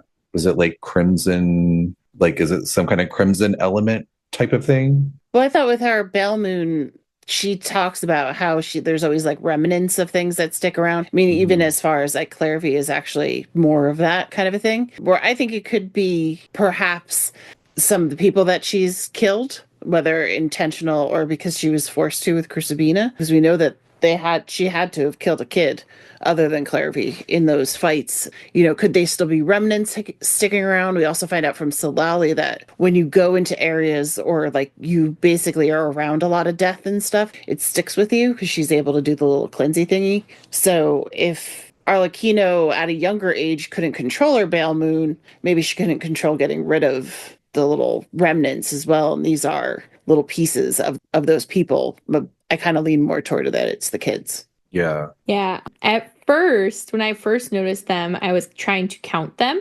And I thought there were only 3. And I thought they were almost like representatives of like Linny, Lynette, and Fremine. Like they were like her children, almost like a puppeteer of them. But then there's 4, I think. And it's weird because they like start with her and then they kind of go on the outside walls and they're like surrounding you. It's a little creepy. They're like cheering her on, I guess. I don't fucking know. But I agree with you guys where I feel like it must be like the remnants of people that she has killed or been around when they were killed. Because there's a good chance that she saw a lot of death too in the House of the Hearth originally, not just the ones that she killed. But why do they look like Pari is what I want to know. They also look like a cross between a Pari and the light ghosts that we see in Kanomiya, which is kind of why I lean toward them being children. Oh, okay. Because even the little children in Kanomiya, they look a little bit like that. The other idea of it is, are they the parts of, we know that she lets a kid leave the House of the Hearth, she burns their memories out. Is that actually one piece of them that does stay with her? Ooh, yeah, that's a good thought. I also would throw out there too that, her Bale Moon power is from Conria. And if I'm not wrong, isn't Conria in the light realm or at the cross sections? Is it possible that, they look more like Pari because they're possibly made out of like Carvina? Or even if it's an abyssal power of some sort, we don't really know what the Bale Moon is. Yeah, like we know Enconomia is at the crossroads of the different realms. I don't know if Conria is, but it wouldn't surprise me if they were, because they are like deep underground, and we know that there's at least an entrance to the abyss in there somewhere. So yeah, who knows? Maybe they're like little abyssal spirits. Yeah. Maybe Gold is going to snatch them out of the air and throw them in a dragon body. Oh, Jesus. Or Alice is going to enter them into Teyvat's next top model. Yeah. No, Gold's going to make Albedo a little brother. Ew. Oh. He's got a sister already. He doesn't need a creepy brother. Well, he already has. Yeah. Already has a really big one. He doesn't need another creepy brother. He's already got like 7. You include the Rift Hounds, he's got like 100. But thank you, Aziram, for your question. Thank you. Thanks, Aziram. Our last questionnaire is Meg. And Meg said, "Hey, it's me, Megs. I finally got the confidence to ask a question." And I want to know, Meg, are you on the ground? You know what I'm talking about. There are 2 questions I want to ask you guys, which have been really weighing on me. So I'm going to do one at a time so that we know what we're talking about here. Meg's first question, one that's kind of on brand, just out of curiosity. If you could try any of the foods in Teyvat, what would you try? Mushroom pizza. Oh. If not having dinner with No. you. I love mushrooms. I hate mushrooms. And second to what I hate mushrooms more than mushrooms is fish. So I would starve, I think, in Teyvat. Basically from everything that all of our recipes have some sort of fish or seafood in it. But I would make the patisara pudding or the fontanilla mousse, just because the descriptions of them like make it sound like they're like almost like taking LSD or something. They're like in another realm. Like they're so wonderful. They taste so great. What about a pita pocket or a Mondstadt hash brown? Well, I've already had those. You haven't had them. I mean, I haven't had Teyvat's version of them, but I've had a pita pocket. I've had a mushroom pizza too. I'm just saying that's why the same reasons that you're like, I would probably start. I'm going to go with the safe bet, which is a mushroom pizza. I mean, I'd also really like to see what the taste of pure water is, and also what the difference between Fanta and Fanta is. That's a good one. What I really want to try is the apple cider. Okay. I want to know what the Dawn Winery apple cider tastes like. You can buy it at Angel Share, and I want to know. But if you don't count a drink, I would either try the green fruit chips, which is basically just nachos, or I really would want to try the hash browns because they look lit. I was going to say that apple cider is apparently so good that you'll forget that your dad leaves you. Exactly. That's what I need. Listen, my dad may still be around, but I got other things to qualm. And apple cider is going to help me, apparently. So how do I get myself my hands on this? I have apple cider moonshine. Does that count? I mean, it'll do the trick. I'll definitely forget. I just won't remember what I was trying to forget in the first place. Why? How did I end up here? Anyway, thank you, Eric, for the moonshine. Meg's second question. Also, which mythical magical creature do you guys wish you knew more about? Examples Meg gives are the Pari, the Jinn, the Vishops, etc. Oh, definitely the Jinn. You just want Lillipar to sass you. I'm fascinated by the Jinn. Like, what exactly are they? How are they different from other similar beings? And they seem so like dangerous too. That's true. Yeah. Specifically Lillipar. I mean, if Paimon counts, I would say Paimon, because I don't know if she counts as a creature. She's magical. She doesn't have the same. I mean, we talk about how everybody has different eyes and stuff like that, but hers are very different. So she counts as a creature. It's 100% her. If you don't count her, I would really love to have a conversation with an Aranara, mainly because I want to hear what an Aranara talks like, sounds like. But I would really like to know a little. While I feel like they gave us 3,000 years to learn about an Aranara in the Aranara Odyssey, I feel like I don't know them enough. That's fair. I don't really care that much about these guys. Wow. Yeah. She just said, tell me about Albedo and fuck all y'all. Yeah, basically. But What about the hypostases? I was gonna say, if I had to pick one, I would either pick the hypostases or the Eye of the Storm. I want to know what the Eye of the Storm's pissed at. Yeah, I want to know why he doesn't give me anything when I kill him. Like, he just dies. Like, there's no reward. Like, why am I doing this? What is my cost benefit analysis here? But like he bothers me, and then I would like to know more about the hypostasis, which I feel like is a cop out because I said it earlier. But those are my answers. Yeah. Well, who would you want if you had to only pick one? Would it be Beth or Zayn Malik? Gimel. Gimel. Yeah. I thought that guy a lot. Oh yeah. I mean, you need him for Albedo. That's all that matters. I mean, you need apparently. Him for Noel. Listen, I don't make the rules. The rules did though. You just made them. The rules found me. Thanks, Meg. Yes, thank you, Meg. Thanks, please ask more questions, get off the floor, or let me join you on the floor. That being said, that is all the time we have for today, travelers. I cannot believe that we have put out 100 official episodes, and we were talking before we started recording that if you include our shorts, we have more than 100, and we've said it so many times. We just did not imagine day one that this is where we would be. So we want to say thank you not only to our friends who came on and talked a little today about their theories and their questions, and not only to the travelers who support us every single day, who listen to us, who follow us online, but also to our friends who support us in the off season and post recording when they have to hear me bitch about editing, or Tiff mentioned that we need a graphic done when we're in the middle of playing Fortnite, or Brandon when he's probably cursing me out at 2 a.m. when I'm sending him things to prove, because I'm a good writer, I think, but I can't proofread myself. So I want to say thank you to my hosts. I want to say thank you to our friends and the travelers and everyone who's on this journey. 100 episodes is fucking wild. It's more years than I've been alive. That's for damn sure.